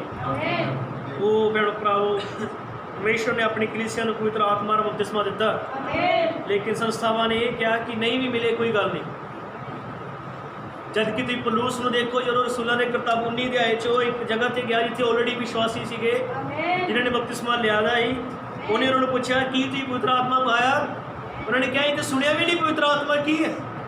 ਉਹਨੇ ਕਿਹਾ ਫਿਰ ਤੁਸੀਂ ਕਾਹਦਾ ਬਪਤਿਸਮਾ ਲਿਆ? ਉਹਨਾਂ ਨੇ ਕਿਹਾ यूहन्ना ਦਾ। ਇਹ ਤਾਂ ਬਪਤਿਸਮਾ ਲਏ ਹੋਏ ਲੋਕ ਹੈ। ਉਹਨੇ ਕਿਹਾ ਤੁਹਾਨੂੰ ਦੁਬਾਰਾ ਬਪਤਿਸਮਾ ਲੈਣਾ ਪੈਣਾ ਹੈ, ਪਾਪਾਂ ਦੀ ਮਾਫੀ ਦੇ ਲਈ ਯਿਸੂ ਮਸੀਹ ਦੇ ਨਾਮ 'ਚ ਬਪਤਿਸਮਾ ਲੈਣਾ ਪੈਣਾ। ਉਹ ਜਦੋਂ ਉਹਨਾਂ ਯਿਸੂ ਮਸੀਹ ਦੇ ਨਾਮ 'ਚ ਬਪਤਿਸਮਾ ਲਿਆ ਤਾਂ ਬਾਈਬਲ ਦੱਸਦੀ ਹੈ ਕਿ ਉਹਨੇ ਉਹਨਾਂ 'ਤੇ ਹੱਥ ਧਰੇ ਤੇ ਉਹਨਾਂ ਨੂੰ ਪਵਿੱਤਰ ਆਤਮਾ ਮਿਲਿਆ। ਜੇ ਜ਼ਰੂਰੀ ਨਾ ਹੁੰਦਾ ਤੇ ਪੌਲੁਸ ਨੇ ਜਾਂਦੇ ਹੀ ਇਹੀ ਸਵਾਲ ਕਿਉਂ ਕੀਤਾ? ਆਮੀਨ। ਹਾਲੇਲੂਇਆ। ਇਹ ਜ਼ਰੂਰੀ ਸੀ, ਪਾਣਾ ਬਹੁਤ ਜ਼ਰੂਰੀ ਹੈ। ਉਦਰਾਂ ਮਹਿਮਾ ਮਿਲੇ। ਦੇਖੋ ਇਸ ਤੋਂ ਬਾਅਦ ਟਪੂਸੀ ਮਾਰ ਟਿੱਡੀ ਨੇ ਜੋ ਅਗਲਾ ਕੰਮ ਕੀਤਾ ਉਹ ਇਹ ਸੀ ਕਿ ਉਸਨੇ ਪਵਿੱਤਰ ਆਤਮਾ ਦੇ ਬਪਤਿਸਮੇ ਨੂੰ ਹਟਾ ਦਿੱਤਾ। ਹਾਲੇਲੂਇਆ। ਆਮੀਨ। ਪਵਿੱਤਰ ਆਤਮਾ ਦੇ ਬਪਤਿਸਮੇ ਨੂੰ ਹਟਾ ਕੇ ਹੋਰ ਦੁਨਿਆਵੀ ਚੀਜ਼ਾਂ ਕਲੀਸਿਆ ਨੂੰ ਦੇ ਦਿੱਤੀਆਂ। ਮਤਲਬ ਕਲੀਸਿਆ ਨੂੰ ਇੱਥੇ ਲਿਆਂਦਾ ਕਿ ਉਹ ਪਵਿੱਤਰ ਆਤਮਾ ਦੇ ਲਈ ਗੰਭੀਰ ਨਾ ਹੋਣ, ਵਿਆਕੁਲ ਨਾ ਹੋਣ, ਉਹਨੂੰ ਨਾ ਪਾਉਣ, ਆਪਣੇ ਵਿਚਾਰਾਂ 'ਚ ਉਹ ਚੱਲਦੇ ਰਹਿਣ। ਹਾਲੇਲੂਇਆ। ਆਮੀਨ। ਕਿ ਯਿਸੂ ਮਸੀਹ ਨੇ ਨਹੀਂ ਕਿਹਾ ਜਦ ਤੱਕ ਮਨੁੱਖ ਜਲ ਤੇ ਆਤਮਾ ਤੋਂ ਨਾ ਜੰਮੇ ਪਰਮੇਸ਼ਰ ਦੇ ਰਾਜ ਨੂੰ ਦੇਖ ਨਹੀਂ ਸਕਦਾ। ਪਵਿੱਤਰ ਆਤਮਾ ਪਾਣਾ ਵੀ ਕਿੰਨਾ ਜ਼ਰੂਰੀ ਹੈ। ਸੁਣਦੇ ਤੁਸੀਂ ਸਭ? ਕਿਉਂਕਿ ਪਵਿੱਤਰ ਆਤਮਾ ਇੱਕ ਅੱਗ ਹੈ, ਇਹੀ ਹੈ ਜੋ ਬੰਦੇ ਨੂੰ ਪੂਰਨ ਤੌਰ ਦੇ ਨਾਲ ਸ਼ੁੱਧ ਕਰਦੀ ਹੈ। ਕਿਉਂਕਿ ਬਪਤਿਸਮਾ ਲੈਣ ਤੋਂ ਬਾਅਦ ਕਈ ਦੁਨਿਆਵੀ ਚੀਜ਼ਾਂ ਭੈਣਾਂ ਭਰਾਵਾਂ 'ਚ ਰਹਿ ਸਕਦੀਆਂ, ਦੁਨਿਆਵੀ ਚੀਜ਼ਾਂ ਰਹਿ ਸਕਦੀਆਂ। ਅੱਗ ਹੀ ਹੈ ਜਿਹੜੀ ਅਸਲੀ ਸ਼ੁੱਧੀਕਰਨ ਕਰਦੀ ਹੈ। ਹਾਲੇਲੂਇਆ। ਪ੍ਰਭੂ ਦਾ ਨਾਮ ਮਹਿਮਾ ਮਿਲੇ। ਇਹਨੇ ਝੂਠ, ਇਹਨੇ ਦੇਖੋ ਇਹ ਕੀੜਿਆਂ ਦਾ ਉਸ ਰੁੱਖ ਨੂੰ ਖਾਣ ਦਾ ਮਤਲਬ ਕੀ ਹੈ? ਅਸਲੀ ਚੀਜ਼ ਖਾਂਦੇ ਗਏ ਔਰ ਪਿੱਛੇ ਜੋ ਬਚ ਗਿਆ, ਜੋ ਰਹਿ ਗਿਆ, ਉਹ ਸੜੀ ਗਲੀ ਚੀਜ਼ ਸੀ, ਖਾਧੀ ਹੋਈ ਚੀਜ਼ ਸੀ। ਵਚਨ ਦੇ ਅਸਲੀ ਸਿੱਖਿਆ ਨੂੰ ਹਟਾ ਕੇ ਝੂਠੀਆਂ ਸਿੱਖਿਆਵਾਂ, ਅਕੀਦੇ, ਸਿਧਾਂਤ, ਆਪਣੇ ਆਪਣੇ ਪ੍ਰਚਾਰ, ਆਪਣੇ ਆਪਣੇ ਵਿਚਾਰ, ਇਹ ਸਭ ਚੀਜ਼ਾਂ ਰਹਿ ਗਈਆਂ।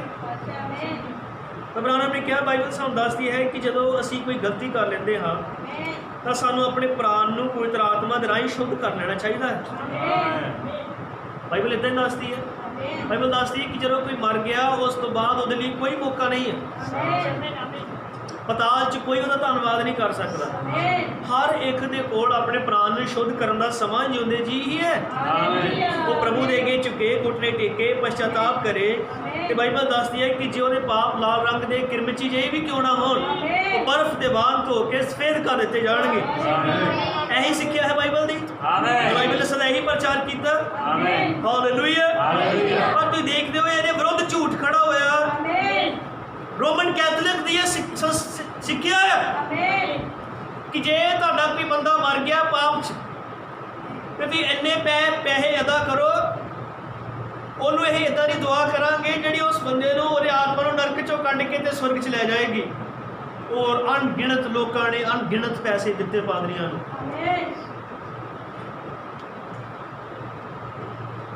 ਆਪਣੇ ਬਜ਼ੁਰਗਾਂ ਨੂੰ ਨਰਕ 'ਚੋਂ ਕਢਾਉਣ ਦੇ ਲਈ। ਇੱਕ ਵੀ ਨਹੀਂ ਨਿਕਲਿਆ। ਪੈਸੇ ਬਹੁਤ ਲੱਗੇ ਪਰ ਇੱਕ ਵੀ ਨਹੀਂ ਨਿਕਲਿਆ। ਕਿਉਂਕਿ ਬਾਈਬਲ ਦੀ ਸਿੱਖਿਆ ਇਹ ਹੈ, ਜਦ ਤੱਕ ਮਨੁੱਖ ਜਲ ਤੇ ਆਤਮਾ ਤੋਂ ਨਾ ਜੰਮੇ ਪਰਮੇਸ਼ਰ ਦੇ ਰਾਜ ਨੂੰ ਦੇਖ ਨਹੀਂ ਸਕਦਾ। ਮੈਂ ਤੁਹਾਨੂੰ ਦੱਸ ਦੇਣਾ ਚਾਹੁੰਦਾ ਹਾਂ ਕਿ ਮਰਨ ਤੋਂ ਬਾਅਦ ਦੁਬਾਰਾ ਬਪਤਿਸਮਾ ਨਹੀਂ ਹੋ ਸਕਦਾ।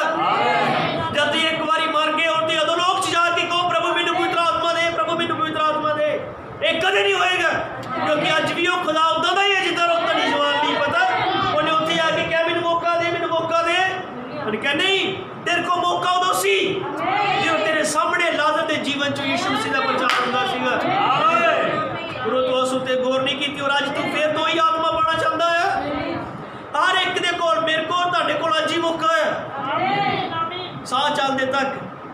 ਉਸ ਤੋਂ ਬਾਅਦ ਕੋਈ ਮੌਕਾ ਨਹੀਂ। ਹਾਲੇਲੂਇਆ। ਪ੍ਰਭੂ ਦਾ ਨਾਮ ਮਹਿਮਾ ਵਡਿਆਈ ਪਾਵੇ। ਹਾਲੇਲੂਇਆ।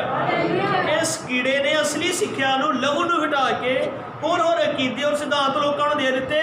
ਲੋਕ ਉੱਥੇ ਟਿਕੇ ਰਹਿਣ। ਹੁਣ ਜਿਹਨੂੰ ਇਹ ਭਰੋਸਾ ਹੋ ਗਿਆ ਕਿ ਪੈਸੇ ਦੇ ਕੇ ਆਤਮਾ ਬਾਹਰ ਆ ਸਕਦੀ ਹੈ, ਕੀ ਉਹ ਪਵਿੱਤਰ ਆਤਮਾ ਪਾਉਣ ਦੇ ਲਈ ਤਿਆਰ ਹੋਏਗਾ? ਕਿਉਂਕਿ ਉਹਨੇ ਹੀ ਭਰੋਸਾ ਹੀ ਪੈਸੇ ਭਰ ਦੇਣੇ। ਜਦ ਕਿ ਝੂਠ ਸੀ, ਉਹਨੇ ਕੀੜਿਆਂ ਨੇ ਕਲੀਸਿਆ ਨੂੰ ਖਾਧਾ ਸ਼ੁਰੂ ਤੋਂ ਜਿਹੜਾ ਕੰਮ ਚਾਲੂ ਹੋਇਆ। ਹਾਲੇਲੂਇਆ। ਪ੍ਰਭੂ ਦਾ ਨਾਮ ਮਹਿਮਾ ਮਿਲੇ। ਆਮੀਨ। ਧਿਆਨ ਦਿਓ, ਪਵਿੱਤਰ ਆਤਮਾ ਜ਼ਰੂਰੀ ਹੈ। ਪਵਿੱਤਰ ਆਤਮਾ ਦਾ ਹੈ ਜਿਹੜਾ ਤੁਹਾਨੂੰ ਵਚਨ 'ਚ ਰੱਖਦਾ ਹੈ। ਹਾਲੇਲੂਇਆ। ਆਮੀਨ। ਵਚਨ 'ਚ ਰਹਿਣਾ ਜ਼ਰੂਰੀ ਹੈ। ਪਵਿੱਤਰ ਆਤਮਾ ਜਿਹੜਾ ਤੁਹਾਨੂੰ ਵਚਨ 'ਚ ਰੱਖਦਾ। ਪਵਿੱਤਰ ਆਤਮਾ ਤੋਂ ਬਗੈਰ ਤੁਸੀਂ ਵਚਨ 'ਚ ਨਹੀਂ ਰਹਿ ਸਕਦੇ। ਹਾਲੇਲੂਇਆ। ਉਹਦਾ ਨਾਮ ਮਹਿਮਾ ਪਾਵੇ। ਜੇ ਤੁਹਾਡੇ ਕੋਲ ਹੋ ਸਕਦਾ ਤੁਸੀਂ ਇਸ ਸੰਦੇਸ਼ ਨੂੰ ਖੁਦ ਲਵੋ, ਪੜ੍ਹੋ ਔਰ ਦੇਖੋ ਕਿ ਮੈਂ ਸਭ ਗੱਲਾਂ ਨਹੀਂ ਇੱਥੇ ਵਿਚਾਰ ਕਰ ਸਕਦਾ। ਕੁਛ ਗੱਲਾਂ ਲੈ ਕੇ ਤੁਹਾਨੂੰ ਮੇਨ ਦੱਸ ਸਕਦਾ ਹੈ ਕਿ ਇਹ ਸਭ ਕੁਛ ਹੋਇਆ। ਉਹ ਰੁੱਖ ਨੂੰ ਜਿਹੜਾ ਲਗਾਇਆ ਗਿਆ ਸੀ ਪੈਂਟੀਕੋਸਟ ਵਾਲੇ ਦਿਨ, ਕਿੱਦਾਂ ਦੀਆਂ ਚੀਜ਼ਾਂ ਉਹ 'ਚ ਵੜ ਗਈਆਂ। ਉਹਦੇ ਫਲ ਖਾ ਲਏ ਗਏ, ਉਹਦੀ ਸੰਗਤੀ ਖਾ ਲਈ ਗਈ, ਉਹਦੇ 'ਚ ਝੂਠੀਆਂ ਸਿੱਖਿਆਵਾਂ ਸ਼ੁਰੂ ਹੋ ਗਈਆਂ। ਹਾਲੇਲੂਇਆ। ਪ੍ਰਭੂ ਦਾ ਨਾਮ ਮਹਿਮਾ ਮਿਲੇ। ਆਮੀਨ।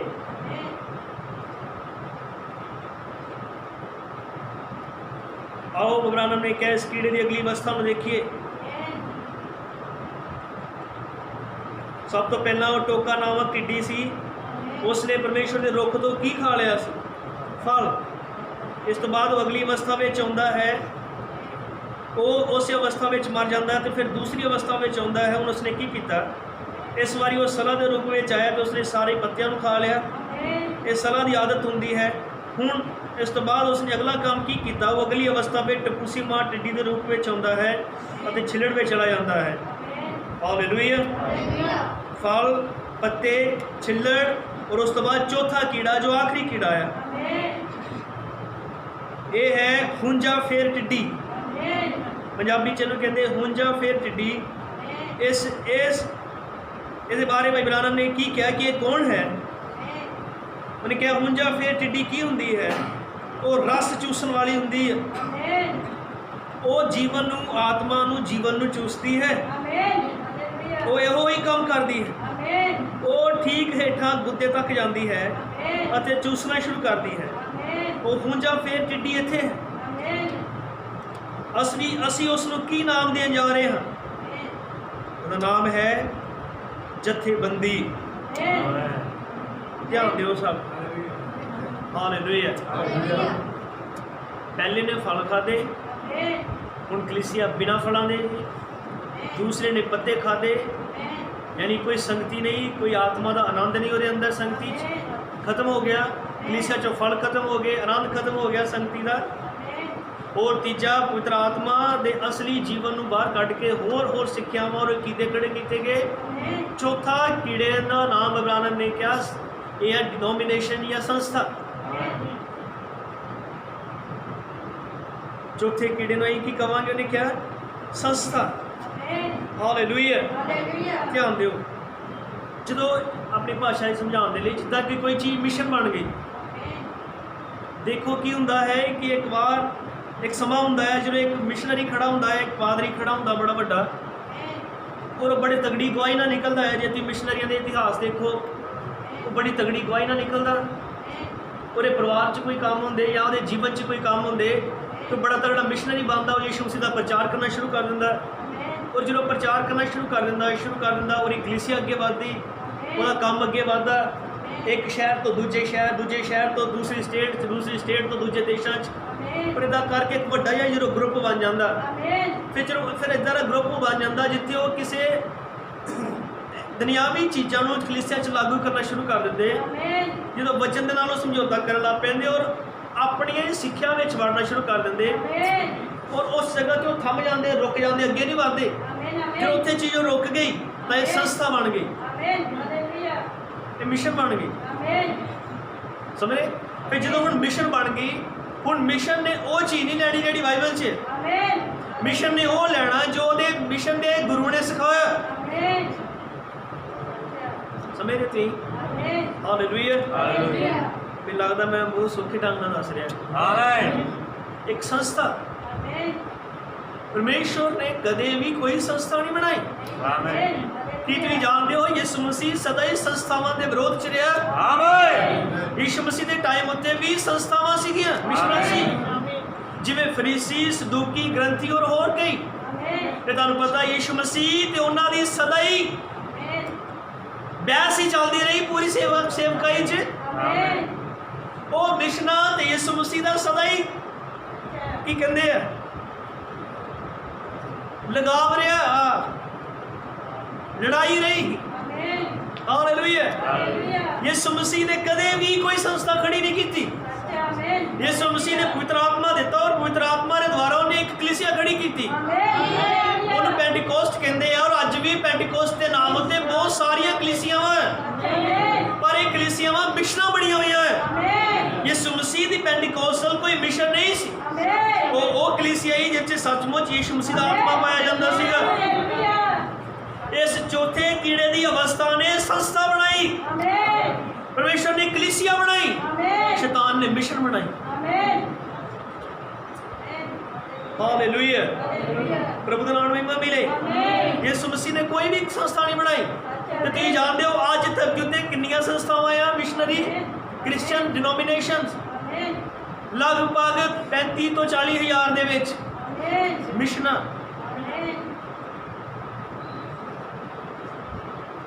ਔਰ ਇਹਨਾਂ ਤੁਸੀਂ ਆਪੇ ਹਿਸਾਬ ਲਗਾਓ ਕਿ ਅਗਰ 35 ਤੋਂ 40 ਹਜ਼ਾਰ ਦੇ ਵਿੱਚ ਮਿਸ਼ਨਾਂ ਆ ਤਾਂ ਇਹਨਾਂ 35 ਤੋਂ 40 ਹਜ਼ਾਰ ਮਿਸ਼ਨਾਂ ਦੇ ਵਿੱਚ ਕਿੰਨੇ ਲੋਕ ਹੋਣਗੇ, ਕਿੰਨੀ ਕ੍ਰਿਸਚੀਅਨਿਟੀ ਹੈ, ਕਿੰਨੇ ਈਸਾਈ ਹੈ ਪੂਰੇ ਵਰਲਡ ਲੈਵਲ ਉੱਤੇ, ਜੋ ਪਰ ਸਭ ਜਿਹੜੇ ਸੰਸਥਾਵਾਂ 'ਚ ਵੰਡੇ ਗਏ।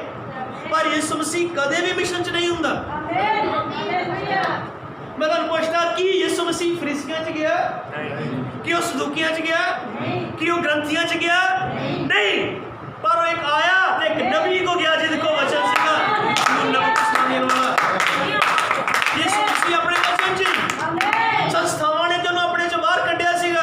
और एक चौथा कीड़ा है जिन्हें कलीसिया च संस्था लागू की थी। जो कोई चीज संस्था बन जाती है फिर असली काम खत्म हो जाता है। हालेलुया। प्रभु दा नाम महिमा मिले। संस्था बना ली की करना पैंदा है? वचन नूं छड्ड के कोई होर अकीदा फड़ लेना, कोई होर विचार ते खड़े हो जाना, ये संस्था बन गई। हालेलुया। आमीन। तुहानूं पता है कि पंजवां दूत लूथर जदों आया और लूथर ने रोमन कैथोलिक की सिक्ख्या का विरोध किया ते लूथर के राही बहुत सारे लोग बाहर निकले। जो बहुत सारे लोग बाहर निकले, जो लूथर की मौत हो गई, वो भी सारे लोग संस्था बन गए। उन्होंने फिर वो लूथर के द्वारा किए हुए प्रचार में एक मिशन वांगू ले लिया, एक अकीदा जहा बना के उत्थे खड़े हो गए, अगे वधे नहीं और चीज़ उत्थे संस्था बन गई। कुछ ही लोग से जोड़े फिर तो बाहर निकले और बाकी सब उत्थे संस्था बन गए। जोड़े बाहर निकले वैसली के द्वारा अगे 6वें दूत दोबारा आए, 6वें दूत के द्वारा फिर एक झुंड खड़ा होया, लोग वचन ते आए और वैसली के जाने तो बाद फिर वह ग्रुप एक मिशन बन गया। हालेलुया। आमीन। पर नबी ने क्या देखो, जदों कोई संस्था बन जाता है उत्थे मर जाता है। संस्था का मतलब है मौत हो गई। हम द्वारा कभी उन्हें क्या, मैंने एक संस्था दिखाओ जी संस्था बनी और परमेश्वर ने द्वारा उस जीवन बहाल किया हुए, जीवन अगे निकल जाता है, लोग संस्थागत हो जाते हैं, मिशन बन जाते हैं। जिदा मैं कह रहा 35 तो 40 हज़ार के लगभग संस्थावां ते मिशन आया। अपने शहर च देखो किन्ने चर्चे इधर के चर्चे अपने शहर च ही, इधर भी चर्चे जोड़े कहते झंडे थलों निकलो बपतिस्मा हो गया, इधर चर्चे जोड़े कहते हर एक नूं कुआरे रहना पैना है तां ही वो प्रभु के घर जाणगे। अलग अलग विचारां वाले इत्थे चर्च च होवे, जिहड़े पिचकारियां इत्थे इसे शहर च जिहड़े पिचकारियां ने बपतिस्मा देण वाले। हालेलुया।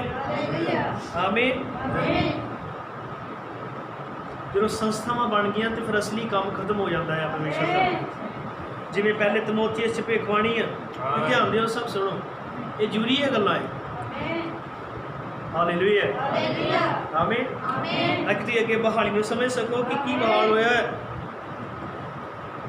ਬਾਈਬਲ ਦੱਸਦੀ ਪਹਿਲਾਂ ਤਮੋਥੀਸ 3 ਅਧਿਆਏ 'ਚ ਪੌਲੁਸ ਨੇ ਕਿਹਾ, ਪਰ ਇਹ ਜਾਨ ਛੱਡ ਕੇ ਅੰਤਰੇ ਦਿਨਾਂ ਵਿੱਚ ਭੈੜੇ ਸਮੇਂ ਆ ਜਾਣਗੇ, ਕਿਉਂ ਜੋ ਮਨੁੱਖ ਆਪ ਸਵਾਰਥੀ, ਮਾਇਆ ਦੇ ਲੋਭੀ, ਸ਼ੇਖੀਬਾਜ਼, ਹੰਕਾਰੀ, ਕੁਫਰ ਬਕਣ ਵਾਲੇ, ਮਾਪਿਆਂ ਦੇ ਅਣਆਗਿਆਕਾਰ, ਨਾ ਸ਼ੁਕਰੇ, ਆਪਵਿੱਤਰ, ਨਿਰਮੋਹ, ਪੱਥਰ ਦਿਲ, ਕਰੜੇ, ਨੇਕੀ ਦੇ ਵੈਰੀ, ਕਾਲੇ, ਘਮੰਡੀ, ਭਗਤੀ ਦਾ ਰੂਪ ਧਾਰ ਕੇ ਵੀ ਉਹਦੀ ਸ਼ਕਤੀ ਦੇ ਇਨਕਾਰੀ ਹੋਣਗੇ।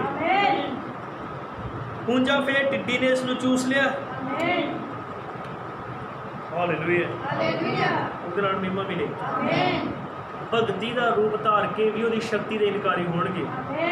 ਅੱਜ ਸਭ ਸੰਸਥਾਵਾਂ ਨੇ ਭਗਤੀ ਦਾ ਰੂਪ ਧਾਰਿਆ ਹੈ, ਪਰ ਜਿਹੜੀ ਪਰਮੇਸ਼ਰ ਦੀ ਅਸਲੀ ਸ਼ਕਤੀ ਉਹਦਾ ਵਚਨ ਆ, ਉਹਦੇ ਤੋਂ ਇਨਕਾਰੀ ਹੈ। ਉਹਦੇ ਤੋਂ ਹੀ ਉਹ ਇਨਕਾਰੀ ਹੈ। ਜਿੱਦਾਂ ਮੈਂ ਪਿਛਲੀ ਵਾਰ ਵੀ ਦੱਸਿਆ, ਸੰਸਥਾਵਾਂ ਦੇ ਵਿੱਚ ਬਹੁਤ ਧਾਰਮਿਕ ਲੋਕ ਤੁਹਾਨੂੰ ਮਿਲਣਗੇ। ਇੱਦਾਂ ਦੇ ਲੋਕ ਸੱਚਮੁੱਚ ਜਿਨ੍ਹਾਂ ਨੇ ਆਪਣੇ ਘਰ ਪਰਿਵਾਰ ਛੱਡੇ, ਇਹਨਾਂ ਨੇ ਕੁਆਰੇ ਰਹਿਣਾ ਕਬੂਲ ਕੀਤਾ, ਆਪਣੀਆਂ ਜਾਇਦਾਦਾਂ ਛੱਡੀਆਂ, ਵੱਡੇ ਵੱਡੇ ਅਹੁਦੇ ਛੱਡੇ, ਪਰ ਜਦੋਂ ਇਹ ਸਭ ਕੁਝ ਕਰਨ ਦੇ ਬਾਵਜੂਦ ਕਿੰਨੇ ਧਾਰਮਿਕ ਲੱਗਦੇ ਜਿਹਨੇ ਆਪਣਾ ਘਰ ਹੀ ਛੱਡ ਦਿੱਤਾ ਹੋਏ। ਜਦੋਂ ਆ ਕੇ ਤੁਹਾਨੂੰ ਗਵਾਹੀ ਸੁਣਾਏਗਾ ਕਿ ਦੇਖੋ ਮੈਂ ਪ੍ਰਭੂ ਦੀ ਸੇਵਾ ਕਰਨ ਲਈ ਨਿਕਲਿਆ, ਮੇਰੇ ਘਰ ਦੇ ਮੰਨਦੇ ਨਹੀਂ, ਮੈਂ ਸਭ ਕੁਝ ਛੱਡ ਦਿੱਤਾ, ਮੈਂ ਹੁਣ ਖੁਸ਼ਖਬਰੀ ਦਾ ਪ੍ਰਚਾਰ ਕਰਦਾ ਹਾਂ, ਮੈਂ ਬਾਈਬਲਾਂ ਵੰਡਦਾ ਹਾਂ, ਮੈਂ ਲਿਟਰੇਚਰ ਵੰਡਦਾ ਹਾਂ, ਮੈਂ ਕਿਤਾਬਾਂ ਵੰਡਦਾ, ਤੇ ਉਹ ਕਿੰਨਾ ਇੱਕ ਧਾਰਮਿਕ ਬੰਦਾ ਲੱਗੇਗਾ। ਔਰ ਇਹ ਚੰਗਾ ਕੰਮ ਵੀ ਹੈ ਜਿਹਨੇ ਕੀਤਾ, ਪ੍ਰਭੂ ਨੂੰ ਬਰਕਤ ਦੇਵੇ, ਕੋਈ ਵੀ। ਪਰ ਜਦੋਂ ਉਸੇ ਹੀ ਭਾਈ ਦੇ ਅੱਗੇ ਵਚਨ ਰੱਖਿਆ ਜਾਂਦਾ, ਦੇਖੋ ਭਾਈ ਜੀ ਵਚਨ 'ਚ ਇਹ ਲਿਖਿਆ ਕਿ ਬਪਤਿਸਮਾ ਯੀਸ਼ੂ ਮਸੀਹ ਦੇ ਨਾਮ 'ਚ ਹੈ, ਔਰ ਪਰਮੇਸ਼ਰ ਨੇ ਇਹਨਾਂ ਦਿਨਾਂ 'ਚ ਇੱਕ ਨਬੀ ਦੇ ਆਉਣ ਦਾ ਵਾਅਦਾ ਕੀਤਾ, ਤੇ ਉਹ ਕਹੇਗਾ ਕਿ ਮੈਂ ਇਸ ਚੀਜ਼ ਨੂੰ ਨਹੀਂ ਮੰਨਦਾ, ਮੇਰੇ ਸਾਹਮਣੇ ਨੂੰ ਬੰਦ ਕਰ ਦਿਓ। ਹੁਣ ਉਹਦੀ ਉਹ ਧਾਰਮਿਕਤਾ, ਉਹਦਾ ਉਹ ਛੱਡਿਆ ਘਰ, ਉਹਦੇ ਕੀਤੇ ਤਿਆਗ, ਵਚਨ ਨੂੰ ਛੱਡ ਕੇ ਉਹਦਾ ਕੀ ਭਲਾ ਕਰਨਗੇ। ਇਹ ਕੀੜਾ ਆ ਜਿਹਨੇ ਅਸਲੀ ਚੀਜ਼ ਨੂੰ ਖਾ ਲਿਆ, ਉਹਨੂੰ ਉਹਦੀ ਜਗ੍ਹਾ ਤੇ ਕੁਝ ਹੋਰ ਦੇ ਦਿੱਤਾ। ਹਾਲੇਲੂਇਆ। ਹਰ ਭੈਣ ਭਰਾਵੋ ਦੇਖੋ, ਪਰਮੇਸ਼ਵਰ ਦਾ ਆਤਮਾ, ਪਰਮੇਸ਼ਵਰ ਦੇ ਲੋਕ ਸਦਾ ਹੀ ਸੰਸਥਾਵਾਂ ਤੋਂ ਬਾਹਰ ਹੁੰਦੇ ਆ। ਪ੍ਰਭੂ ਦਾ ਧੰਨਵਾਦ ਹੋਏ ਕਿ ਸਾਡਾ ਚਰਚ ਇੱਕ ਸੰਸਥਾ ਨਹੀਂ ਹੈ, ਸਾਡਾ ਚਰਚ ਇੱਕ ਮਿਸ਼ਨ ਨਹੀਂ ਹੈ। ਹਾਲੇਲੂਇਆ। ਪ੍ਰਭੂ ਦਾ ਨਾਮ ਮਹਿਮਾ ਮਿਲੇ। ਆਮੀਨ। ਪਰਮੇਸ਼ਰ ਦਾ ਅਸਲੀ ਵਚਨ, ਅਸਲੀ ਪ੍ਰਚਾਰ ਸਦਾ ਹੀ ਗਰੁੱਪਾਂ ਦੇ ਵਿਰੋਧ 'ਚ ਹੁੰਦਾ ਹੈ। ਕੀ ਤੁਸੀਂ ਜਾਣਦੇ ਹੋ, ਅਹਾਬ ਦੇ ਸਮੇਂ ਉੱਤੇ ਜਦੋਂ ਅਹਾਬ ਨੇ ਰਮੋਤ ਗਿਲਿਆਦ ਤੇ ਹਮਲਾ ਕਰਨਾ ਸੀਗਾ, ਅਹਾਬ ਇੱਕ ਧਾਰਮਿਕ ਬੰਦਾ ਹੀ ਜਿਹਨੇ ਇਹ ਕਿਹਾ ਕਿ ਇਸ ਤੋਂ ਪਹਿਲਾਂ ਹਮਲਾ ਕਰੀਏ, ਅਸੀਂ ਪ੍ਰਭੂ ਦੀ ਸਲਾਹ ਲਈਏ,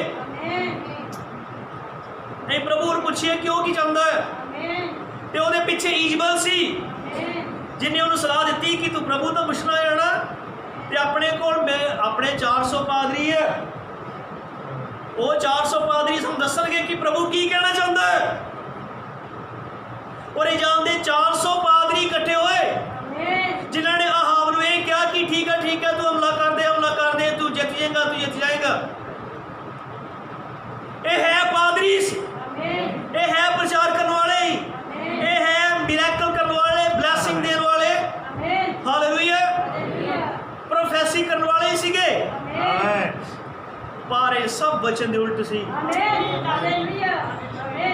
ਵਚਨ ਤੇ ਇਹ ਕਹਿੰਦਾ ਸੀ ਕਿ ਇਜ਼ਬਲ ਦਾ ਅਹਾਬ ਦੇ ਨਾਲ ਰਹਿਣਾ ਨਜਾਇਜ਼ ਹੈ। ਵਚਨ ਤੇ ਇਹ ਕਹਿੰਦਾ ਸੀਗਾ ਕਿ ਇਜ਼ਬਲ ਨੂੰ ਕੁੱਤੇ ਖਾਣਗੇ, ਅਹਾਬ ਦਾ ਲਹੂ ਕੁੱਤੇ ਚੱਟਣਗੇ। ਤੇ ਫਿਰ ਉਹ ਕਿਹੜੇ ਪਾਦਰੀ ਹੈ ਜਿਹੜੇ ਵਚਨ ਕੁਛ ਹੋਰ ਕਹਿ ਰਹੇ ਤੇ ਉਹ ਕੁਛ ਹੋਰ ਕਹਿ ਰਹੇ?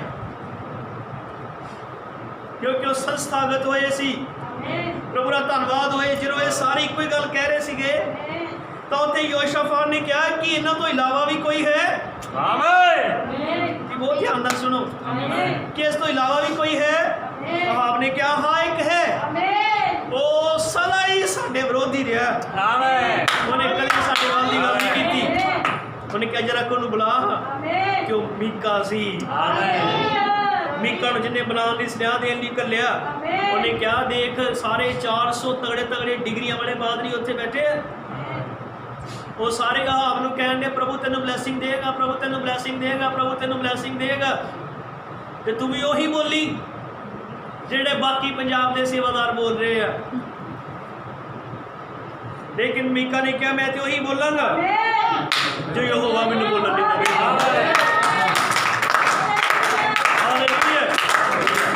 मीका जो आया ओ मीका ने आके भविष्यवाणी की थी। मीका ने क्या कि वो बड़े मैनू ये दिखाया कि मैं इसराइल दियां भेडां नूं बिना चरवाहे दे देखिया।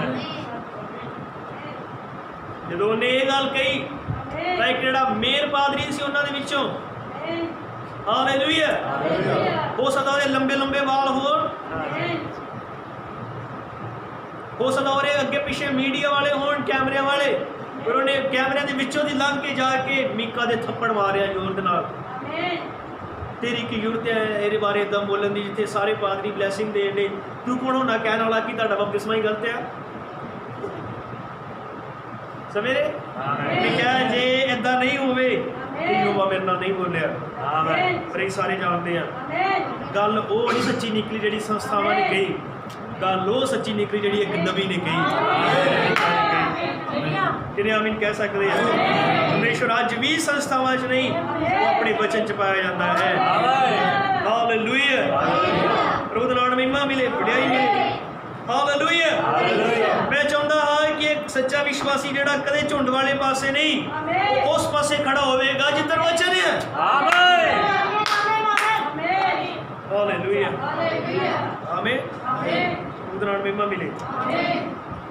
सुनते ती साहब परमेश्वर कदे भी संस्थावां च नहीं है। अब्राहम ने क्या उन्हें तो संस्थावां नूं सीधा कहा सीगा कि तुसीं चूना फेरियां मूरतां हो, हालेलुया कि सप दी संतान हो, कि उन्होंने नहीं कहा। वो संस्थावां नाल कदे सहमत नहीं होया, वो ते पिता दे वचन उत्ते सहमत सी। हालेलुया आमीन क्योंकि जो संस्था जो बनती है जीवन खत्म हो जाता है, उधर महिमा मिली। हालेलुया देखो मैं पढ़दा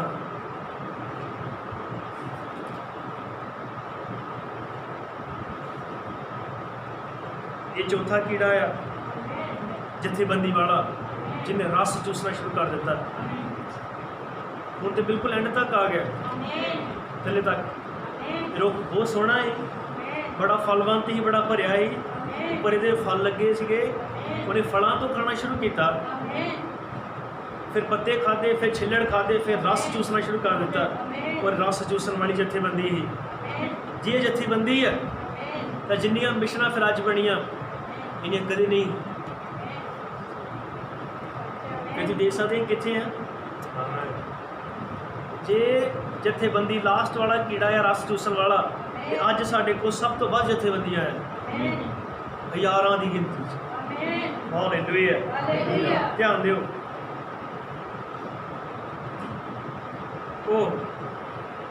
आओ असी जथेबंदी रूपी हुंजा फिर टिड्डी नूं काम करते हुए देखिए, दुनियावी कलीसिया ते आत्मिक कलीसिया।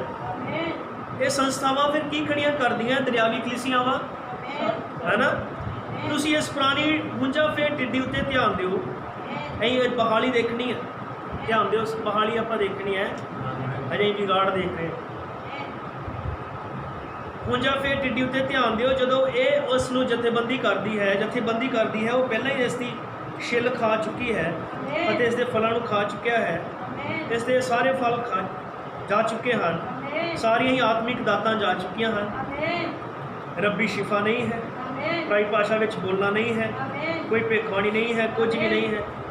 वो नबियां में विश्वास नहीं रखते, वो इन्हां गल्लां दा विश्वास नहीं रखते, वो इन्हां गल्लां नूं नहीं जानते। उन्होंने को सारा कुछ ही मनुखा राही बनाया हुआ बनावटी है, समझे। हालेलुया उहदे नाल महिमा मिले।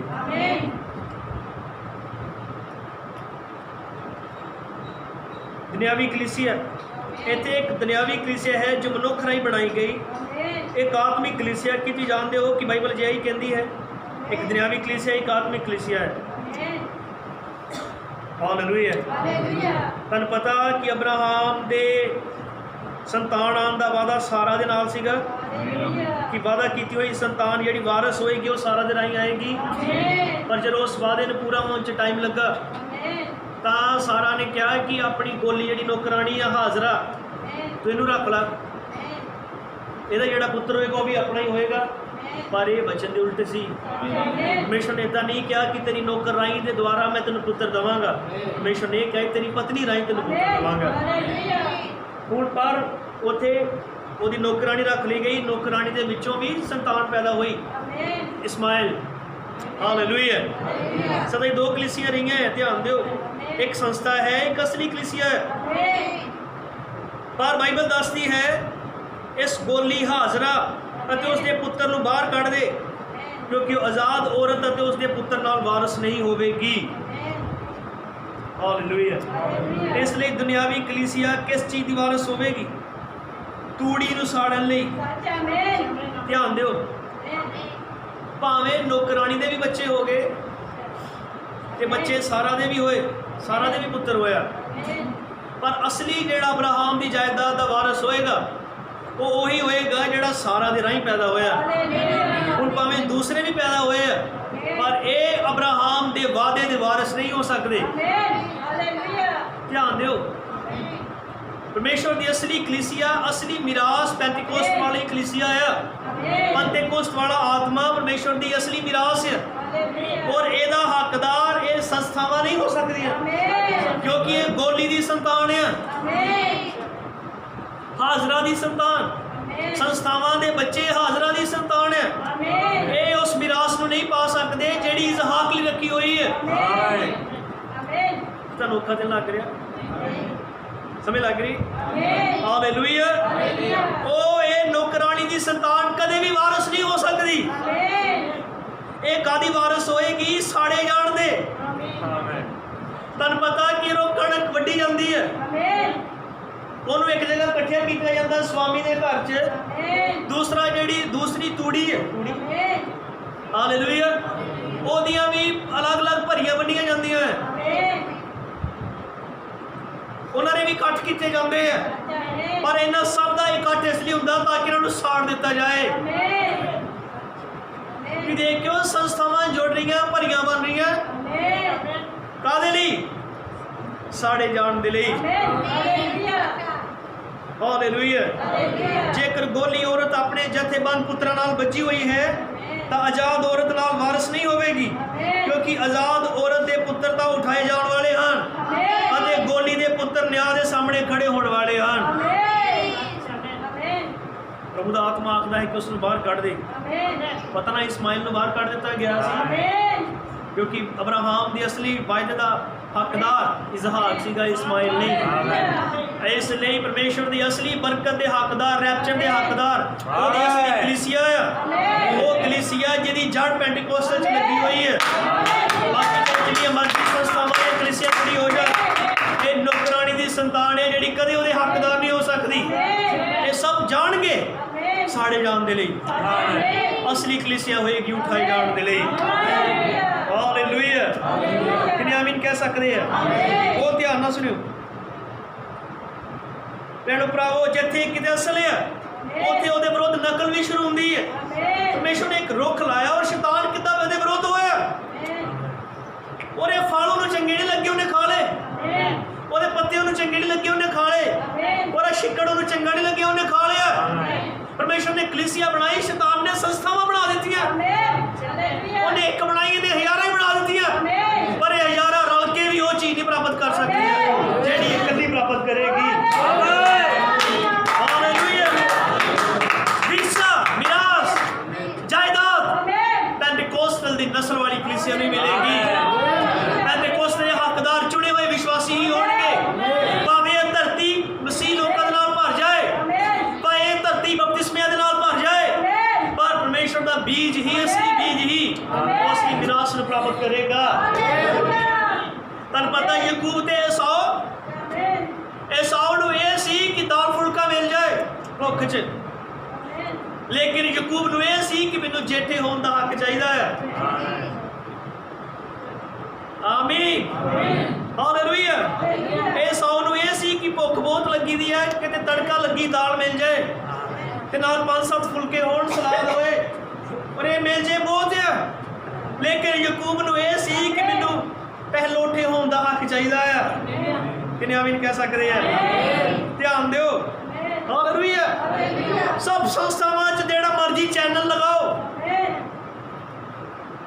ਜਿਹੜਾ ਮਰਜ਼ੀ ਚਰਚ ਦੇਖੋ, ਸਾਰਾ ਹੀ ਬਲੈਸਿੰਗ ਬਲੈਸਿੰਗ ਬਲੈਸਿੰਗ, ਯਾਨੀ ਦਾਲ ਫੁਲਕੇ ਨਾਲ ਭਰਿਆ ਹੋਇਆ ਹੈ। ਪਰ ਕਿਤੇ ਕਿਤੇ ਯਾਕੂਬ ਹੈ, ਇੱਕ ਨਕਲੀ ਵਿਸ਼ਵਾਸੀ ਇਹ ਚਰਚ 'ਚ ਵੀ ਰਹਿੰਦੇ ਆ।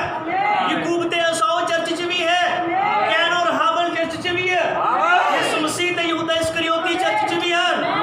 ਚਰਚ ਦੇ ਵਿੱਚ ਜਿਹਦਾ ਯੋਰ ਬਰਕਤਾਂ, ਚੰਗਿਆਈਆਂ ਔਰ ਆਸ਼ੀਸ਼ਾਂ ਤੇ ਰਹਿੰਦਾ ਆ, ਇਹ ਅੱਜ ਦਾ ਅਸਾਓ ਅੱਜ ਨੂੰ ਦਾਲ ਫੁਲਕਾ ਚਾਹੀਦਾ ਆ। ਲੇਕਿਨ ਯਾਕੂਬ ਨੂੰ ਅੱਜ ਵੀ ਪਹਿਲੋਠੇ ਹੋਣ ਦਾ ਹੱਕ ਚਾਹੀਦਾ ਹੈ। ਕੀ ਮੈਂ ਦੇਖ ਸਕਦਾ ਹਾਂ ਕਿੰਨੇ ਆ ਜਿਹੜੇ ਯਾਕੂਬ ਵਾਂਗੂ ਪਹਿਲੋਠੇ ਹੋਣ ਦਾ ਹੱਕ ਚਾਹੁੰਦੇ ਆ? ਇਹ ਸਾਊ ਨੂੰ ਦਾਲ ਫੁਲਕਾ ਚਾਹੀਦਾ ਹੈ, ਦਾਲ ਫੁਲਕਾ ਮਿਲਣਾ ਚਾਹੀਦਾ ਹੈ।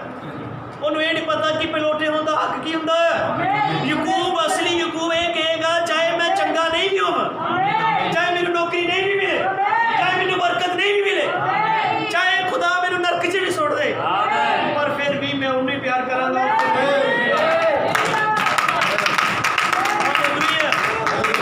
ਇਹ ਸਾਊ ਦਾ ਯੋਰ ਦਾਲ ਫੁਲਕੇ ਤੇ ਆ, ਯਾਕੂਬ ਦਾ ਯੋਰ ਪਹਿਲੋਠੇ ਹੋਣ ਦੇ ਹੱਕ ਤੇ ਆ। ਭੈਣੋ ਭਰਾਵੋ, ਅੱਜ ਵੀ ਪਰਮੇਸ਼ਰ ਕਲੀਸਿਆ ਚਾਹੀ ਜਾਂਦਾ ਹੈ।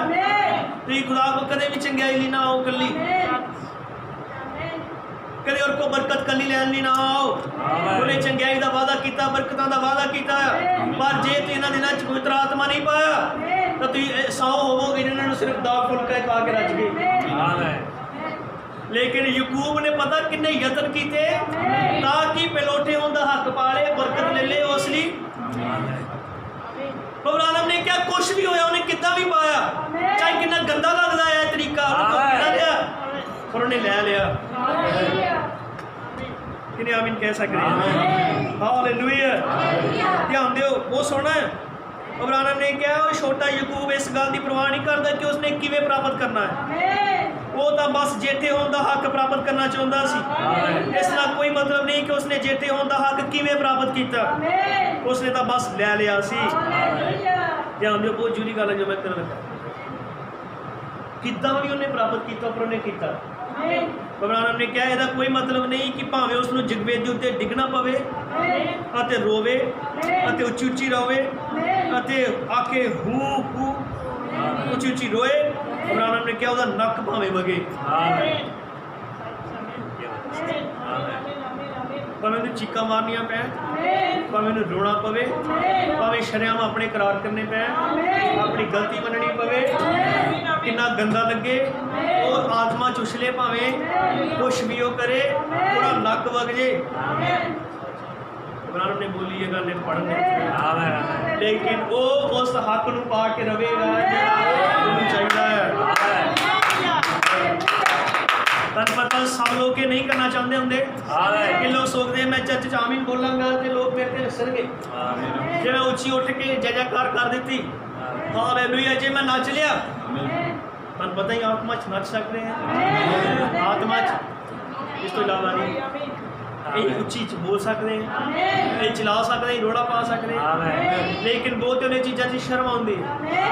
ਇੱਕ ਵਾਰੀ ਇਬਰਾਹਿਮ ਨੇ ਕਿਹਾ, ਇੱਕ ਭਾਈ ਸੀਗਾ, ਇਸੇ ਮੈਸੇਜ 'ਚ ਅਸੀਂ ਪੜ੍ਹ ਸਕਦੇ, ਉਹ ਅਨੰਤ ਜੀਵਨ ਦੇ ਆਨੰਦ ਨਾਲ ਭਰਿਆ ਹੋਇਆ ਸੀ ਤੇ ਉਹਦਾ ਇੱਕ ਵਾਰੀ ਮਾਲਕ ਉਹਦੇ ਕੋਲ ਆਇਆ।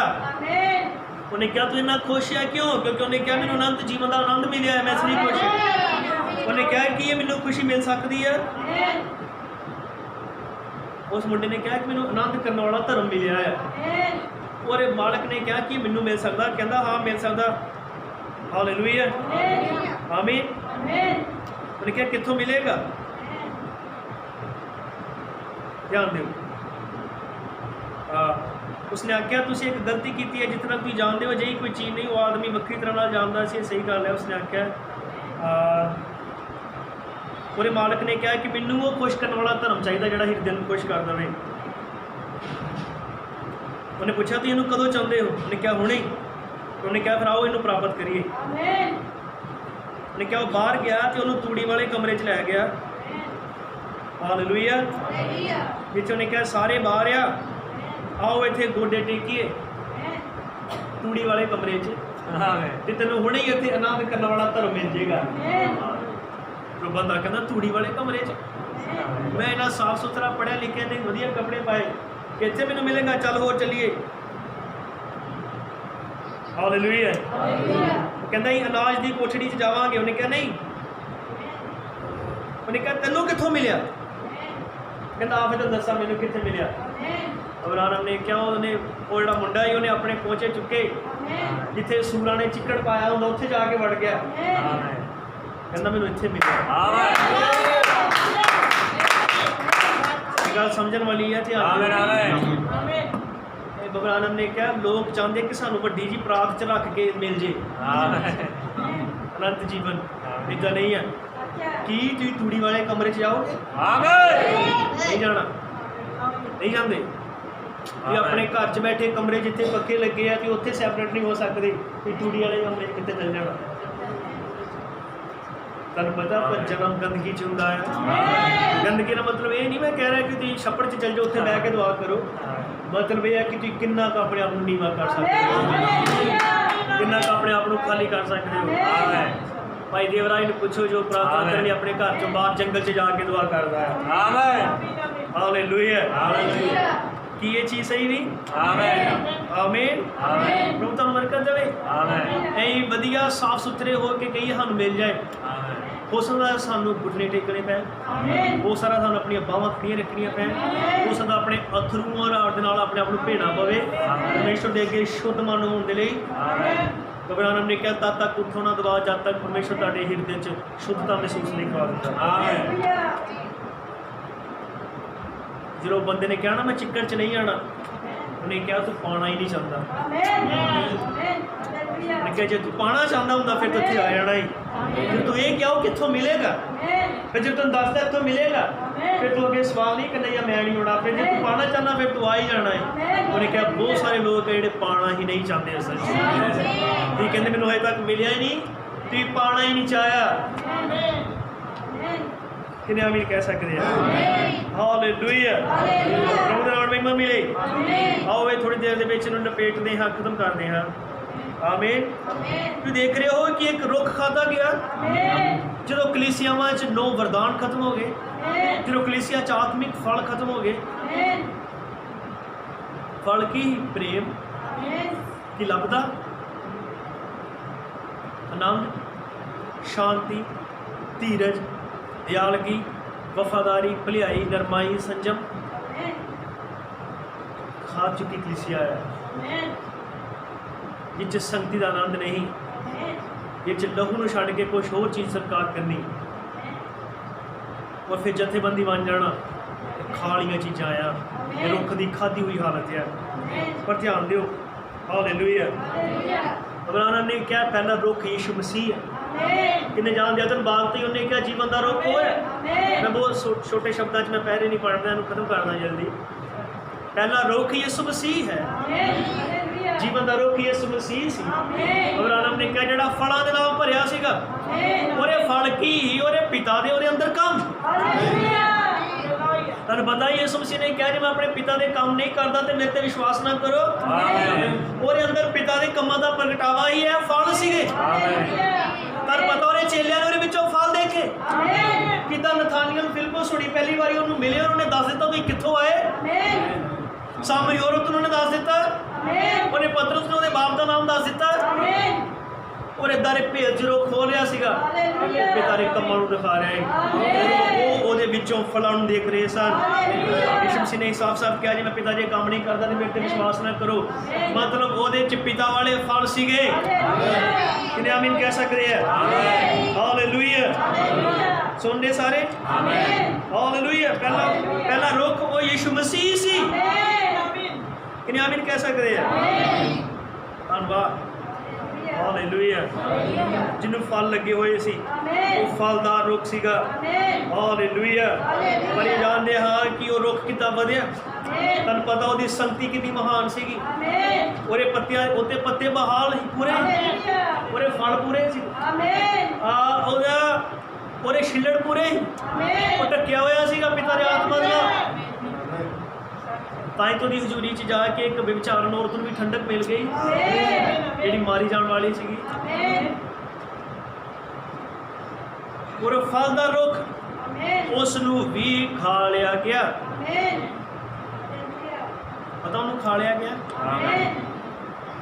ਕੋੜੇ ਮਾਰੇ ਗਏ ਉਹਦੇ, ਉਹਦੀ ਪਸਲੀ 'ਚ ਨੇਜਾ ਮਾਰਿਆ ਗਿਆ, ਉਹਨੂੰ ਨੰਗਿਆ ਸਲੀਬ ਉੱਤੇ ਚੜਾਇਆ ਗਿਆ, ਉਹਦੇ ਮੂੰਹ ਤੇ ਥੁੱਕਿਆ ਗਿਆ ਔਰ ਉਹਨੂੰ ਪੂਰੀ ਤਰ੍ਹਾਂ ਜ਼ਖਮੀ ਹਾਲਤ ਵਿੱਚ ਉੱਪਰ ਟੰਗਿਆ ਗਿਆ, ਜਿੱਥੇ ਉਹਨੇ ਕੁਝ ਘੰਟਿਆਂ ਦੇ ਬਾਅਦ ਆਪਣੀ ਜਾਨ ਦੇ ਦਿੱਤੀ। ਉਹ ਰੁੱਖ ਖਾ ਲਿਆ ਗਿਆ। ਪ੍ਰਭੂ ਦਾ ਧੰਨਵਾਦ ਹੋਏ। ਭਗਵਾਨ ਨੇ ਕਿਹਾ ਇਹ ਰੁੱਖ ਜਿਹੜਾ ਖਾਧਾ ਗਿਆ, ਇਹਦੇ ਫਲ ਖਾਲੇ, ਪੱਤੇ ਖਾਲੇ, ਛਿੱਲੜ ਖਾਲੇ, ਰਸ ਚੂਸ ਲਿਆ, ਪਰ ਫਿਰ ਵੀ ਉਹਨੇ ਕਹਿ ਦਿਆ ਜੜ੍ਹਾਂ 'ਚ ਕਿਤੇ ਅਨੰਤ ਜੀਵਨ ਦਾ ਬੀਜ ਸੀ, ਉਹ ਨਹੀਂ ਖਾਧਾ ਗਿਆ। ਅਨੰਤ ਜੀਵਨ ਦਾ ਮਤਲਬ ਹੈ ਜਿਹਦੀ ਕੋਈ ਸ਼ੁਰੂਆਤ ਨਹੀਂ, ਉਹਦਾ ਕੋਈ ਖਾਤਮਾ ਨਹੀਂ ਹੋਵੇਗਾ। ਇਹ ਜਾਣਦੇ ਆ ਯਿਸੂ ਮਸੀਹ ਬਹੁਤ ਹੀ ਭਿਆਨਕ ਮੌਤ ਮਾਰਿਆ, ਉਹ ਦਰਦਨਾਕ ਮੌਤ ਨੂੰ ਮਾਰਿਆ ਗਿਆ, ਪਰ ਪ੍ਰਭੂ ਦਾ ਧੰਨਵਾਦ ਹੋਏ ਜਦੋਂ ਉਹਦੀਆਂ ਜੜ੍ਹਾਂ 'ਚ ਕਿਤੇ ਅਨੰਤ ਜੀਵਨ ਦਾ ਬੀਜ ਸੀ ਤਾਂ ਤੀਸਰੇ ਦਿਨ ਵੱਡਾ ਕਬਰ ਦਾ ਪੱਥਰ ਆਪਣੇ ਆਪ ਪਿੱਛੇ ਹਟ ਗਿਆ ਔਰ ਉਹ ਮਰੀ ਹੋਈ ਦੇਹ ਇੱਕ ਬਦਲੀ ਹੋਈ ਦੇਹ ਬਣ ਕੇ ਜੀ ਉੱਠੀ। ਯਿਸੂ ਮਸੀਹ ਤੀਸਰੇ ਦਿਨ ਮੁਰਦਿਆਂ ਤੋਂ ਜੀ ਉੱਠਿਆ।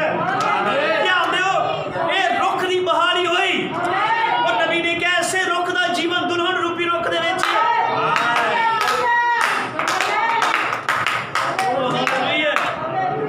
ਆਮੀਨ। ਪ੍ਰਭੂ ਦਾ ਨਾਮ ਮਹਿਮਾ ਮਿਲੇ। ਕਾਸ਼ ਕਿ ਇਹਨੂੰ ਦੇਖ ਸਕੀਏ। ਇਹ ਰੁੱਖ ਸੀ ਜਿਹਨੂੰ ਖਾ ਲਿਆ ਗਿਆ, ਇਸ ਰੁੱਖ ਨੂੰ ਖਾ ਲਿਆ ਗਿਆ, ਪਰ ਫਿਰ ਵੀ ਅੰਡ ਤੇ ਆ ਕੇ ਮੁੱਕਿਆ। ਇਹਦਾ ਲਹੂ ਕੱਢ ਲਿਆ ਗਿਆ, ਇਹਦੇ ਮਾਸ ਤੇ ਚਿੱਟੜੇ ਉਡਾ ਦਿੱਤੇ ਗਏ, ਇਹਦੀ ਪਸਲੀ 'ਚ ਨੇਜਾ ਮਾਰ ਦਿੱਤਾ ਗਿਆ, ਇਹਦੇ ਕੋਰੜੇ ਮਾਰੇ ਗਏ, ਸਭ ਕੁਝ ਕਰ ਲਿਆ ਗਿਆ, ਪਰ ਫਿਰ ਵੀ ਇਹ ਕਬਰ 'ਚ ਪਾ ਦਿੱਤਾ ਗਿਆ। ਕਿੱਥੇ ਤੱਕ ਖਾ ਲਿਆ ਗਿਆ, ਪਰ ਕੀ ਇਹਦੇ 'ਚੋਂ ਅਨੰਤ ਜੀਵਨ ਮੁੱਕ ਗਿਆ? ਇਹ ਤੀਜੇ ਦਿਨ ਜੀ ਉੱਠਿਆ, ਕਿਉਂਕਿ ਅਨੰਤ ਜੀਵਨ ਵਾਲਾ ਰੁੱਖ ਸੀ, ਸਦਾ ਨਹੀਂ ਸੀ ਮੁੱਕ ਸਕਦਾ। ਹਾਲੇਲੂਇਆ। ਜਿਹਨੇ ਆਮੀਨ ਕਹਿ ਸਕਦੇ ਆ। ਕੋਈ ਜਾਣਦੇ ਜਦੋਂ ਤੀਜੇ ਦਿਨ ਇਹ ਜੀ ਉੱਠਿਆ, ਇਹਨੇ ਆਪਣੇ ਲੋਕ ਇਕੱਠੇ ਕੀਤੇ, ਉਹਨਾਂ ਨੂੰ ਕਿਹਾ ਤੁਸੀਂ ਤਦ ਤੱਕ ਯਰੂਸ਼ਲਮ 'ਚ ਬਾਹਰ ਨਾ ਜਾਇਓ ਜਦ ਤੱਕ ਮੈਂ ਤੁਹਾਡੇ ਵਿੱਚ ਵਾਪਸ ਨਹੀਂ ਆ ਜਾਂਦਾ। ਔਰ ਸੱਚਮੁੱਚ ਪੈਂਤੇਕੋਸਤ ਵਾਲੇ ਦਿਨ ਇਹੀ ਵਾਪਸ ਆਇਆ। ਹੁਣ ਉਹ ਜੀਵਨ ਦਾ ਰੁੱਖ ਯਿਸੂ ਮਸੀਹ ਦੁਲਹਾ ਰੂਪੀ ਰੁੱਖ, ਦੁਲਹਨ ਰੂਪੀ ਰੁੱਖ ਬਣ ਗਿਆ। ਹਾਲੇਲੂਇਆ। ਜਿਹਨੇ ਆਮੀਨ ਕਹਿ ਸਕਦੇ ਆ। ਦੁਲਹਾ ਰੂਪੀ ਰੁੱਖ, ਦੁਲਹਨ ਰੂਪੀ ਰੁੱਖ ਬਣ ਗਿਆ ਔਰ ਇਸ ਦੁਲਹਨ ਰੂਪੀ ਰੁੱਖ ਨੂੰ ਵੀ ਬਿਲਕੁਲ ਉਦਾਂ ਹੀ ਖਾਧਾ ਗਿਆ। ਇਹਦੇ ਫਲ ਖਾ ਲਏ ਗਏ, ਇਹਦੇ ਪੱਤੇ ਖਾ ਲਏ ਗਏ, ਇਹਦੇ ਛਿੱਲੜ ਖਾ ਲਏ ਗਏ, ਇਹਦਾ ਰਸ ਚੂਸ ਲਿਆ ਗਿਆ, ਪਰ ਜੇ ਉਸ ਰੁੱਖ ਦੇ ਅੰਦਰ ਅਨੰਤ ਜੀਵਨ ਦਾ ਬੀਜ ਸੀ ਤਾਂ ਇਸ ਦੁਲਹਨ ਰੂਪੀ ਰੁੱਖ ਦੇ ਅੰਦਰ ਵੀ ਅਨੰਤ ਜੀਵਨ ਦਾ ਬੀਜ ਹੈ। ਆਮੀਨ ਕਹਿ ਸਕਦੇ ਆ।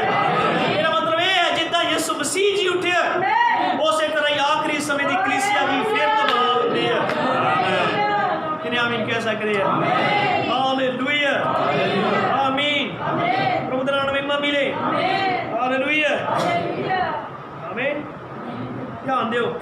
ਸੋ ਉਹਨਾਂ ਨੇ ਉਸ ਨੂੰ ਅਰਮਿਥਿਆ ਦੀ ਯੂਸਫ ਦੀ ਕਬਰ ਵਿੱਚ ਦਫਨ ਕਰ ਦਿੱਤਾ ਅਤੇ ਉਹਨਾਂ ਨੇ ਕਬਰ ਦੇ ਅੱਗੇ ਇੱਕ ਬਹੁਤ ਵੱਡਾ ਪੱਥਰ ਰੱਖ ਦਿੱਤਾ। ਉਹਨਾਂ ਨੇ ਉਸ ਦੀ ਕਬਰ ਉੱਤੇ ਪਹਿਰੇਦਾਰ ਬਿਠਾ ਦਿੱਤੇ ਸਨ ਕਿ ਕਿਸੇ ਰਾਤ ਤੁਸੀਂ ਇੱਕ ਤਸਵੀਰ ਵੇਖੀ ਸੀ ਜਿਸ ਵਿੱਚ ਪੱਥਰ ਦੇ ਰੇੜਨ ਨਾਲ ਇੱਕ ਲੰਬਾ ਰਸਤਾ ਬਣ ਗਿਆ ਸੀ। ਉਸ ਪੱਥਰ ਦਾ ਭਾਰ ਟਣਾ ਵਿੱਚ ਸੀ। ਉਹਨਾਂ ਨੇ ਜਥੇਬੰਦੀ ਰੂਪੀ ਇੱਕ ਵੱਡਾ ਪੱਥਰ ਉਸ ਦੀ ਕਬਰ ਦੇ ਅੱਗੇ ਰੱਖ ਦਿੱਤਾ। ਉਹ ਦੁਬਾਰਾ ਜੀ ਨਾ ਉੱਠੇ, ਪਰ ਕੀ ਉਹ ਪੱਥਰ ਉਸ ਨੂੰ ਰੋਕ ਸਕਿਆ? ਜੀ ਨਹੀਂ। ਯਹੋਵਾ ਦਾ ਵਾਕ ਹੈ, ਮੈਂ ਮੋੜ ਦਿਆਂਗਾ। ਹੁਣ ਅਸੀਂ ਆਪਣੇ ਵਿਸ਼ੇ ਨੂੰ ਲੈਂਦੇ ਹਾਂ ਅਤੇ ਇਸ ਉੱਤੇ ਗੱਲਬਾਤ ਕਰਦੇ ਹਾਂ। ਮੈਂ ਮੋੜ ਦਿਆਂਗਾ। ਯਹੋਵਾ ਦਾ ਵਾਕ ਹੈ, ਮੈਂ ਉਸ ਨੂੰ ਬਹਾਲ ਕਰਾਂਗਾ। 3 ਦਿਨਾਂ ਵਿੱਚ ਮੈਂ ਉਸ ਨੂੰ ਜਿਉਂਦਾ ਕਰ ਦੇਵਾਂਗਾ। ਹਾਲੇਲੂਇਆ। ਪ੍ਰਭੂ ਦਾ ਨਾਮ ਮਹਿਮਾ ਮਿਲੇ। ਉਹਨਾਂ ਜਥੇਬੰਦੀ ਵਾਲਾ ਪੱਥਰ, ਲਾਸਟ ਜਿਹੜਾ ਕਾਮੀ ਜਥੇਬੰਦੀ, ਉਹ ਪੱਥਰ ਸੀਗਾ ਜਿਹੜਾ ਰੋਮ ਨੇ ਰੱਖਿਆ ਸੀ। ਔਰ ਆਖਰੀ ਸਮੇਂ ਤੇ ਵੀ ਸਭ ਸੰਸਥਾਵਾਂ ਰੋਮ ਦੀਆਂ ਧੀਆਂ ਆ ਜਿਨ੍ਹਾਂ ਨੇ ਵਚਨ ਦੇ ਉੱਤੇ ਪੱਥਰ ਰੱਖਿਆ, ਪਰ ਜਿੱਦਾਂ ਉਸ ਦੇਹ ਨੂੰ ਪੱਥਰ ਰੋਕ ਨਹੀਂ ਸਕਿਆ, ਇਸ ਦੇਹ ਨੂੰ ਵੀ ਕਲੀਸਿਆ ਨੂੰ ਪੱਥਰ ਰੋਕ ਨਹੀਂ ਸਕੇਗਾ। ਜਿੱਦਾਂ ਉਹ ਦੇਹ ਜੀ ਉੱਠੀ, ਉਦਾਂ ਹੀ ਇਹ ਕਲੀਸਿਆ ਜੀ ਉੱਠੇਗੀ। ਹਾਲੇਲੂਇਆ। ਉਹਨਾਂ ਨੇ ਕਿਹਾ ਠੀਕ ਫਿਰ ਉਹੀ ਕੰਮ ਹੋਣਗੇ ਜਿਹੜੇ ਉਹਨੇ ਕੀਤੇ। ਯਿਸੂ ਮਸੀਹ ਨੇ ਕਿਹਾ ਮੈਂ ਉਹ ਕੰਮ ਕੀਤੇ ਤਾਂ ਕਿ ਮੈਂ ਸਿੱਧ ਕਰਾਂ ਕਿ ਮੈਂ ਕੌਣ ਹਾਂ। अब्राहम ने क्या यीशु मसीह ने काम किए ताकि वो सिद्ध करे कि वो कौन है। वही काम हम तानू करने पाने ताकि तुम सिद्ध करो कि तुम कौन हो। यीशु मसीह ने कमां राही सिद्ध किया कि वो कौन है। उन्हें क्या तुम अपने कमां राही सिद्ध करो कि तुम कौन हो, कि तुम उससे रुख का हिस्सा हो जड़ा बहाल हो रहा। फिर नबी ने क्या पहली गल जी कलीसिया चो गवाची ही वो भाईचारे का प्यार ही। अगर अज तुहाडे अंदर अपने कलीसिया के भाई या भैन के प्रति तरसिया प्यार नहीं है, तुम भटकी हुई मसीह हो।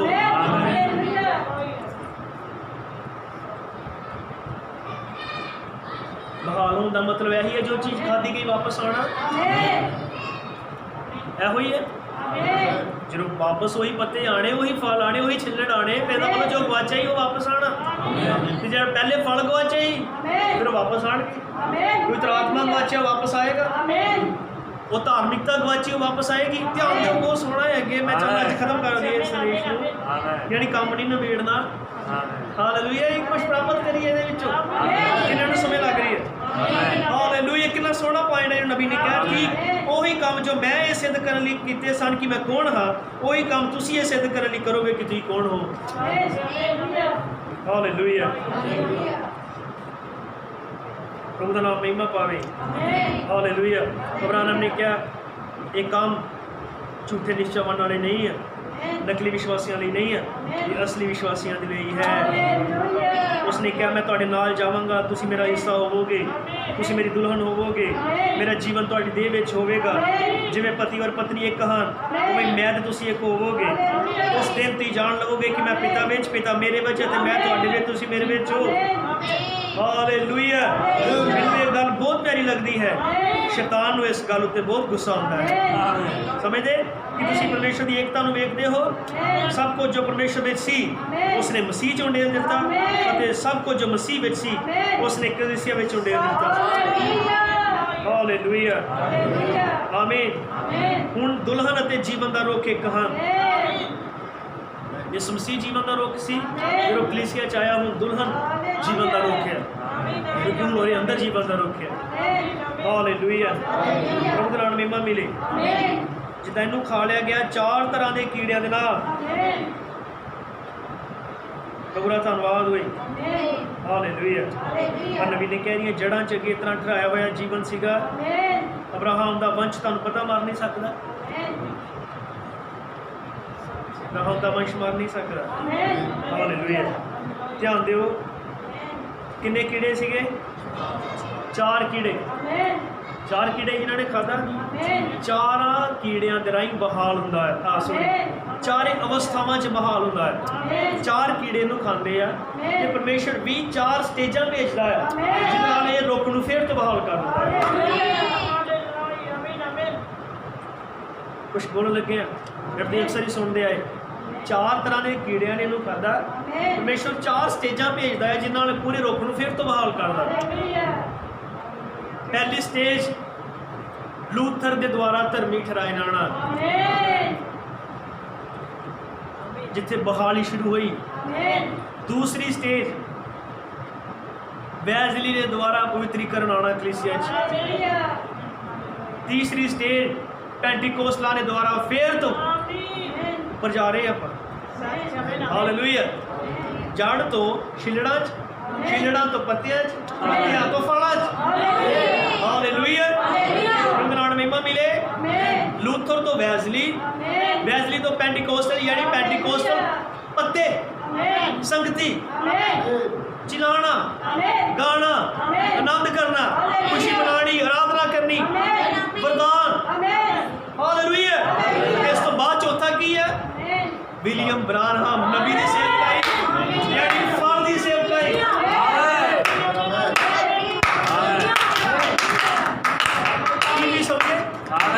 इन्होंने समझ लगी थी। मैं पढ़ने पढ़ सकता ये हवाले सब बड़ा सुखा दे साफ है, लेकिन टाइम बचाने लिए मैं पढ़ने में तुम बोल के दस रहा। 4 कीड़िया ने खाधा। परमेश्वर ने 4 स्टेजा भेजिया, लूथर भेजा ताकि जीवन को शुरू करे। हालेलुया। उन्हें वेज़ली भेजा छिलड़ लियावे, प्रभु के नाम महिमा मिले। उन्हें पेंटिकोस्टल भेजे पत्ते लियाए, पत्ते आ गए। फिर आखिरी दिनों च नबी चोटी का काम जो फलों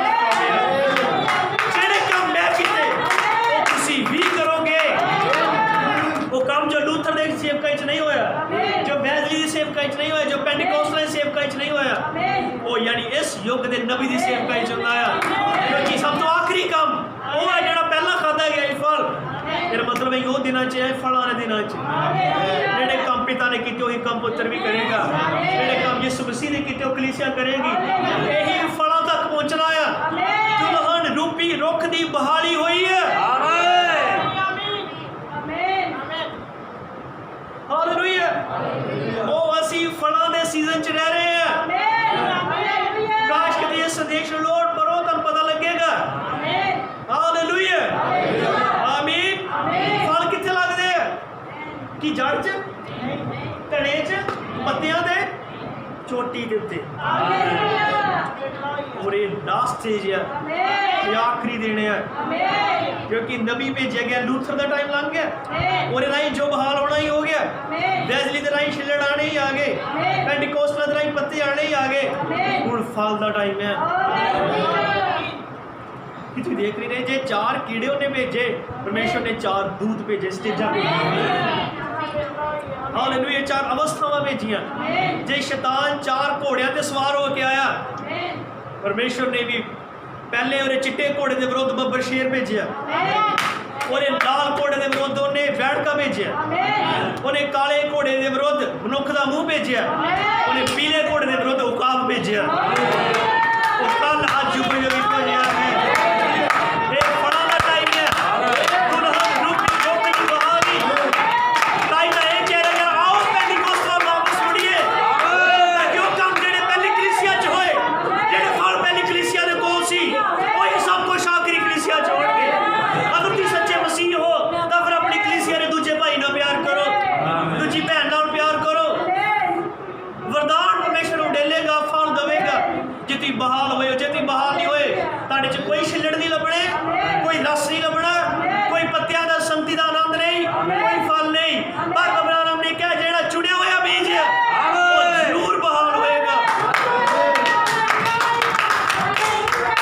जे दुल्हा रूपी रुख कबर च पिया नहीं है ते दुल्हन रूपी रुख भी खादी नहीं रहेगी, वो भी बहाल हुंदी है। तुहानूं पता अब्राहम दी सेवकाई च वो काम होए जो यीशु मसीह ने कीते। हालेलुया, जिदा सदोम मोरा च होया उस तरह मनुख के पुत्र के प्रगट होने दिनों च होवेगा। कितनी महान सेवकाई हुई इस युग च एक नबी के द्वारा जो पहला कभी नहीं हुई। इन्हां कलीसिया युगों के अखीर के उत्ते, क्योंकि फ्रूट का टाइम सी। इतनी आमीन कह सकते हो। लाड़ी दी चौथी अवस्था का टाइम है फ्रूट का। यह मतलब कोई इदा का ना होए जिन्हें जड़ा सुक्की नहीं हो, क्योंकि नहीं आखिरी पॉइंट जो फल का टाइम है, जीवना के उत्ते फल लगन का। हालेलुया, प्रभु के नाम ने महिमा मिले। की तुम खुश हो, की तुम चाहते हो प्रभु ये बहाली मेरे जीवन च होए, कि तुम चाहते मैं वही फल लियावां जिन्हें काम पिता ने किए वही पुत्र करेगा, जो काम अब्राहम ने किए वही इसहाक करेगा, जो एलिया ने किया वो एलीशा करेगा। हालेलुया। अब्राहम के अंदरों उस खुदा ने क्या, मैं एक बार फिर सवारी कसांगा, I will ride this trail once more. मैं एक बारी फिर सवारी कसांगा। और अंदर वो खुदा वो कह रहा है मैं एक बारी फिर सवारी कसांगा। मतलब जो काम नबी दी सेवकाई च होए ओदा वादा किसे नाल है। ये अपने आले दुआले ना देखो ओदा चरित्र खराब है, ओदा करैक्टर खराब, ओदा करैक्टर खराब, ओदा करैक्टर खराब है। ये अपने आप नो सलाई चाहो कि मैं तो सवारी हो सके। उस गधी दे बच्चे ते जिसते यीशु मसीह सवार होया उस पिंड च हो सकदा हज़ारां ही गधी दे बच्चे होण।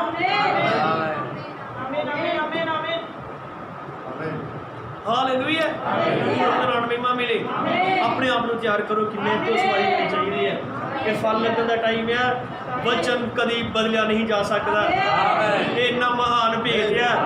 4 कीड़िया ने खादा, उन्हें फल खा ले, संगति खा ली, छिल्लड़ खादे, जड़ खा लिया, लेकिन वो बीज नहीं खा होया और बीज तो बहाली हो जाती है। प्रभु दा धन्नवाद होए क्यों पवित्र आत्मा ਇਹਨਾਂ ਦਿਨਾਂ 'ਚ ਤੁਹਾਨੂੰ ਇਦਾਂ ਦੇ ਚਾਹੁੰਦਾ ਜਿੱਦਾਂ ਦੀ ਪਹਿਲੀ ਕਲੀਸਿਆ ਹੈ ਕਿ ਉਹ ਤੁਹਾਨੂੰ ਪਵਿੱਤਰ ਦੇਖਣਾ ਚਾਹੁੰਦਾ ਹੈ, ਕਿ ਉਹ ਤੁਹਾਨੂੰ ਅਸਲੀ ਵਿਸ਼ਵਾਸ ਦੇਖਣਾ ਚਾਹੁੰਦਾ ਹੈ, ਕਿ ਉਹ ਤੁਹਾਨੂੰ ਕਹਿੰਦਾ ਆਪਣੇ ਮੋਬਾਈਲ ਤੋਂ ਲੈ ਕੇ ਆਪਣੀਆਂ ਸੋਚਾਂ ਸਭ ਸਾਫ਼ ਕਰੋ, ਕਿਉਂਕਿ ਇਹ ਫਲ ਲੱਗਣ ਦਾ ਟਾਈਮ ਹੈ। ਪਰਮੇਸ਼ਰ ਹਰ ਤਰ੍ਹਾਂ ਦੀ ਗੰਦਗੀ ਨਹੀਂ ਚਾਹੁੰਦਾ, ਉਹ ਸਾਫ਼ ਕਰ ਦੇਵੇਗਾ। ਪਰਮੇਸ਼ਰ ਪਵਿੱਤਰਤਾ ਚਾਹੁੰਦਾ ਹੈ, ਉਹ ਫਲ ਚਾਹੁੰਦਾ ਆ, ਉਹ ਜੀਵਨ ਚਾਹੁੰਦਾ ਹੈ। ਤਾਂ ਹੀ ਤੇ ਇਹ ਯੁੱਗ ਇੱਕ ਵਾਰੀ ਫੇਰ ਤੋਂ ਪਰਮੇਸ਼ਰ ਦੀ ਆਵਾਜ਼ ਸੁਣੇਗਾ, ਜਿੱਦਾਂ ਉਹਨੇ ਪਤਰਸ ਉਹਨਾਂ 'ਚ ਸੁਣੀ। ਇਬਰਾਨ ਨੇ ਕਿਹਾ ਦੁਨੀਆ ਇੱਕ ਵਾਰੀ ਫੇਰ ਪਰਮੇਸ਼ਰ ਦੀ ਆਵਾਜ਼ ਸੁਣੇਗੀ। ਯਹੋਵਾ ਯੋ ਫਰਮਾਉਂਦਾ ਵਾਲਾ ਵਚਨ ਕਲੀਸਿਆ ਦੀ ਮੂੰਹ 'ਚ ਹੋਵੇਗਾ। ਅਸੀਂ ਬੋਲਾਂਗੇ ਔਰ ਜ਼ਿਆਦਾ ਜ਼ੋਰ ਲਾਉਣ ਦੀ ਲੋੜ ਨਹੀਂ ਪਵੇਗੀ ਕਿਸੇ ਨੂੰ। ਦੁਆ ਕਰਾ ਦੋ ਭਾਈ ਜੀ ਇਹਦਾ ਠੀਕ ਹੋ ਜਾ ਹੋ ਜੇ, ਬੋਲਿਆ ਜਾਏਗਾ ਔਰ ਬੋਲਿਆ ਹੋਇਆ ਵਚਨ ਕੰਮ ਕਰੇਗਾ।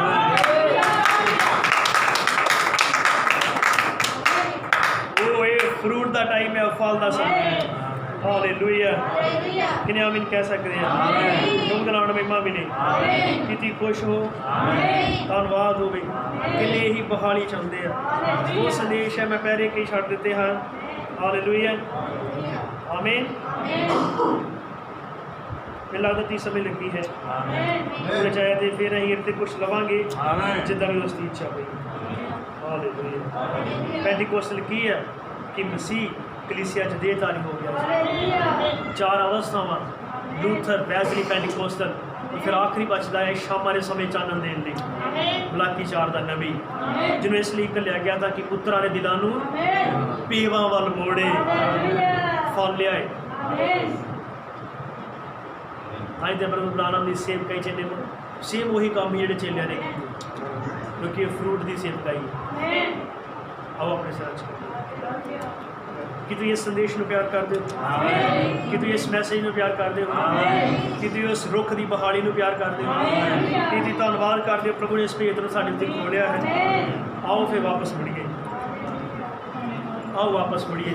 ਪ੍ਰਭੂ ਨੂੰ ਕਹੋ ਮੈਨੂੰ ਕੁਛ ਨਹੀਂ ਚਾਹੀਦਾ, ਮੈਨੂੰ ਉਹ ਸੱਚਮੁੱਚ ਉਹ ਬਹਾਲੀ ਚਾਹੀਦੀ ਜਿਹੜੀ ਤੂੰ ਕਲੀਸਿਆ 'ਚ ਦੇਖਣਾ ਚਾਹੁੰਦਾ ਹੈ।